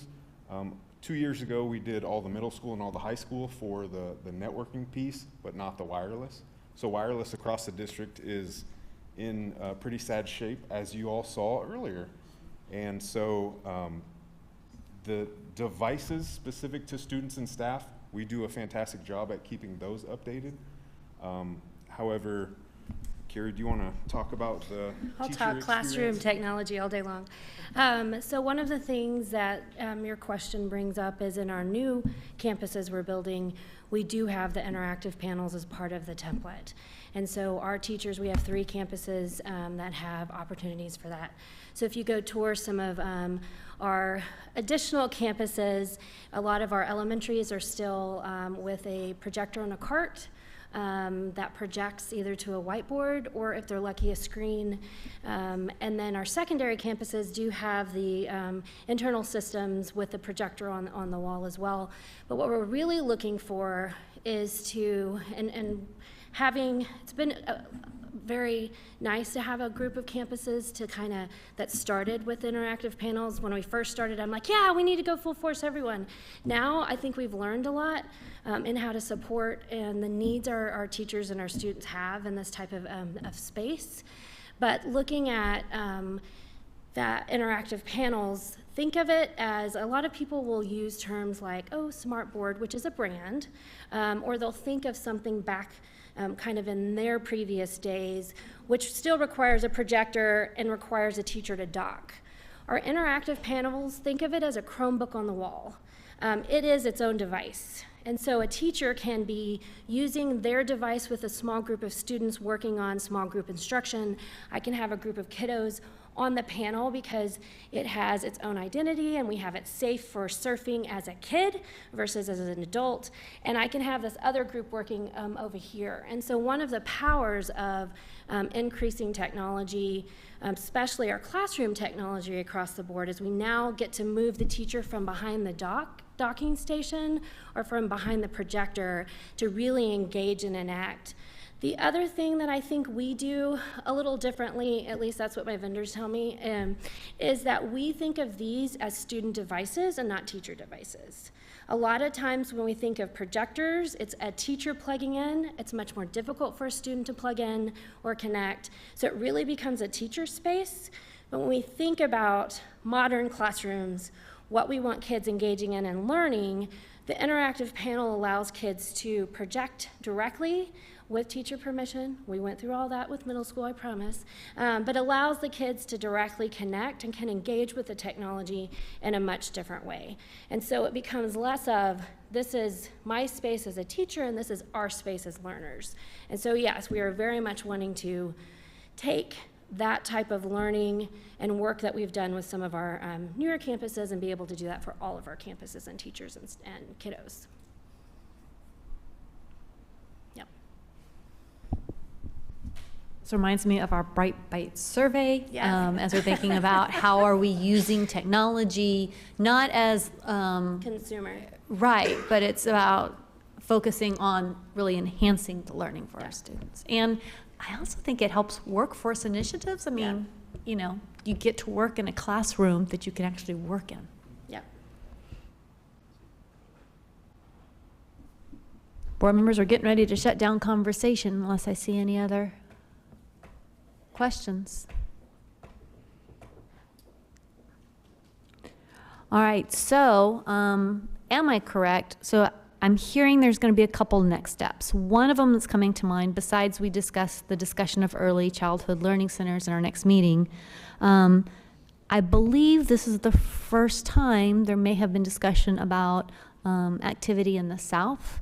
So as attendance zoning discussions are going on, is there a way you're going to be including all of our communities in those conversations?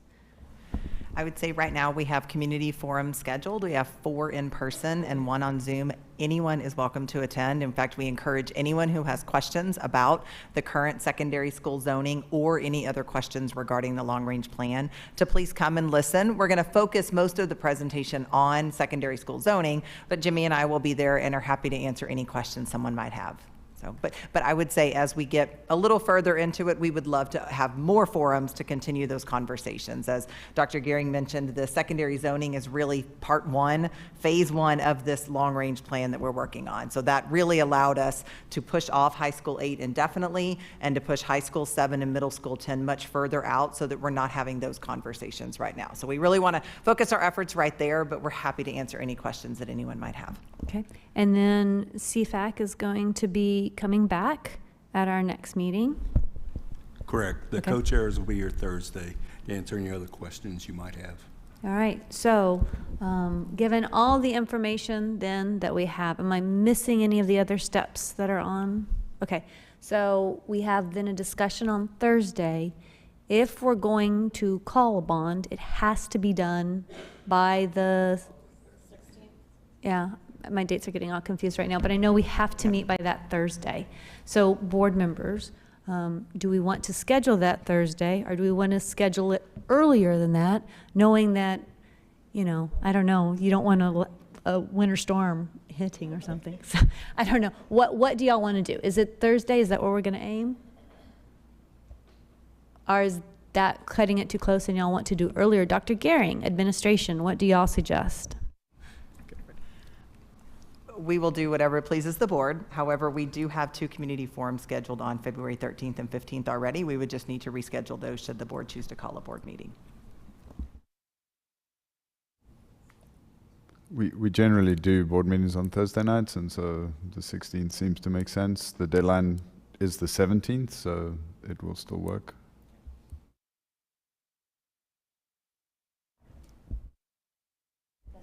What else do y'all need between now and Thursday? I will get with Krista. I want to get more information about schools of choice and what that looks like, because I really want a school of choice policy, and so I want to get some more information. Can we get something in writing about what exactly, because y'all were talking earlier about the phase 1 for LHS, so can we get something that is concrete? Because I don't think a placeholder is going to do it here. I think we're going to need to give the community actual, like, what is being included here. Of course, we'll get you something. Oh, that is a good question. She mentioned phase 1. Do you see any duplication in the items that CFAC has already picked out for Leander High School? Or is there any, you know, like, well, that's just going to get torn down next year or whatever. So can you No, help make that's sure we're all on the same page? Sort of the reason a lot of LHS, the roof projects that were included, those are needed today. And so the phase 1 was just, it was a safe area that you're not going to move athletics out of that area because you have all the gyms, the football field.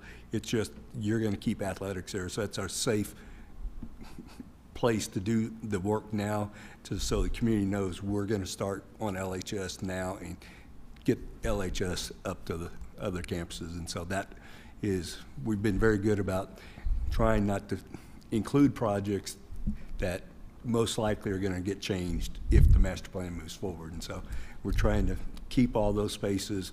Let's don't touch those unless there's emergency. But athletics is a very safe area, that part of the building.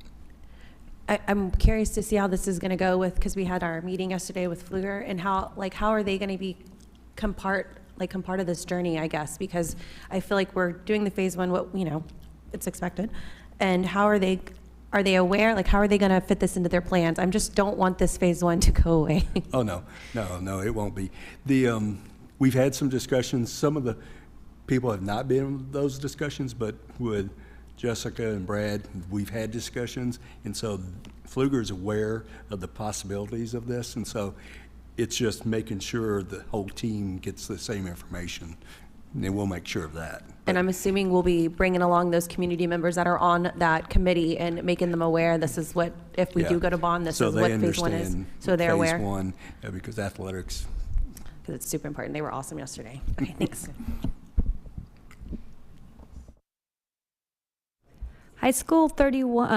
Elementary 31, sorry. I know, I got early college high school right by my 31 number. Don't do that again. Sorry, y'all. We're not that fast growth. Elementary school 31 is going to be where? What do we call elementary school 31, and what is elementary school 32? What are those? Under the current demographer's data and projections, we have actually 31 would be in the northeast quadrant of the district, C, as we called it, and then elementary 32, as it's planned right now, would be in the south or western part of our district, which is A, quadrant A. Quadrant B, I'm sorry. Quadrant C B. and then B. Is B the one ACB. that we've heard referred to as Treviso? Correct. Okay.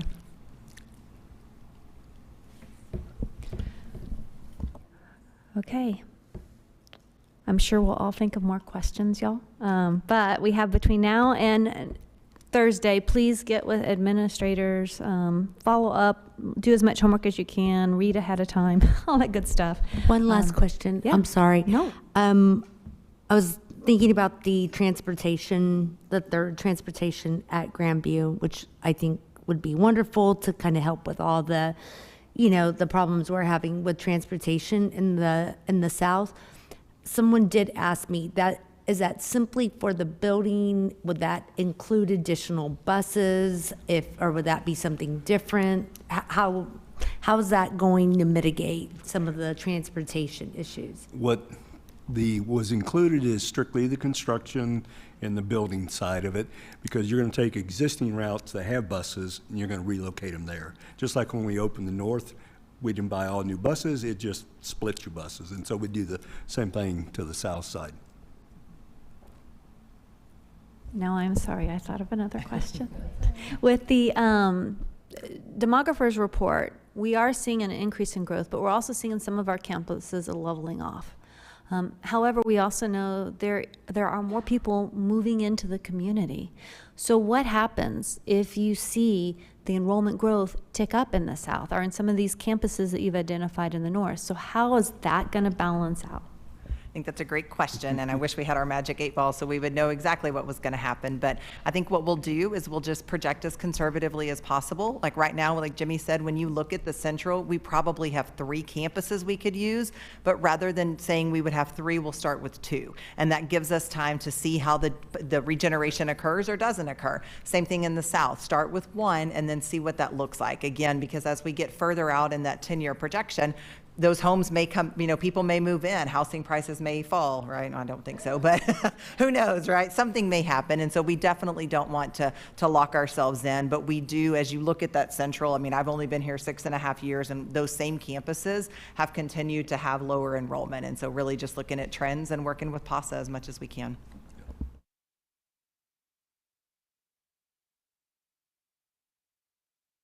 Okay, well, I'm not seeing any lights light up. Thank you so much. Board members, this will conclude all of our agenda items. Dr. Gehring, do you have anything else to add or anything we need to make sure we conclude tonight? Not at this time, thank you. Right. Very good. There is board meeting debrief, the next agenda item. The board meeting debrief item is your chance to just talk about the flow of the meeting. Did you have the information you needed? Was the presentation loaded up? Was the room hot or cold? Whatever things like, you fill that out in the board meeting debrief. Also, because of continuous improvement, we do our continuous improvement over here on the wall. Do not forget to put a hot dot when you leave to let us know. We continue to use those in our Team of 8 practice to look at how we feel our board meetings are doing and if we're accomplishing our board purpose. With no other business before this board, and if there's no objection, it is 8:20 and we are adjourned.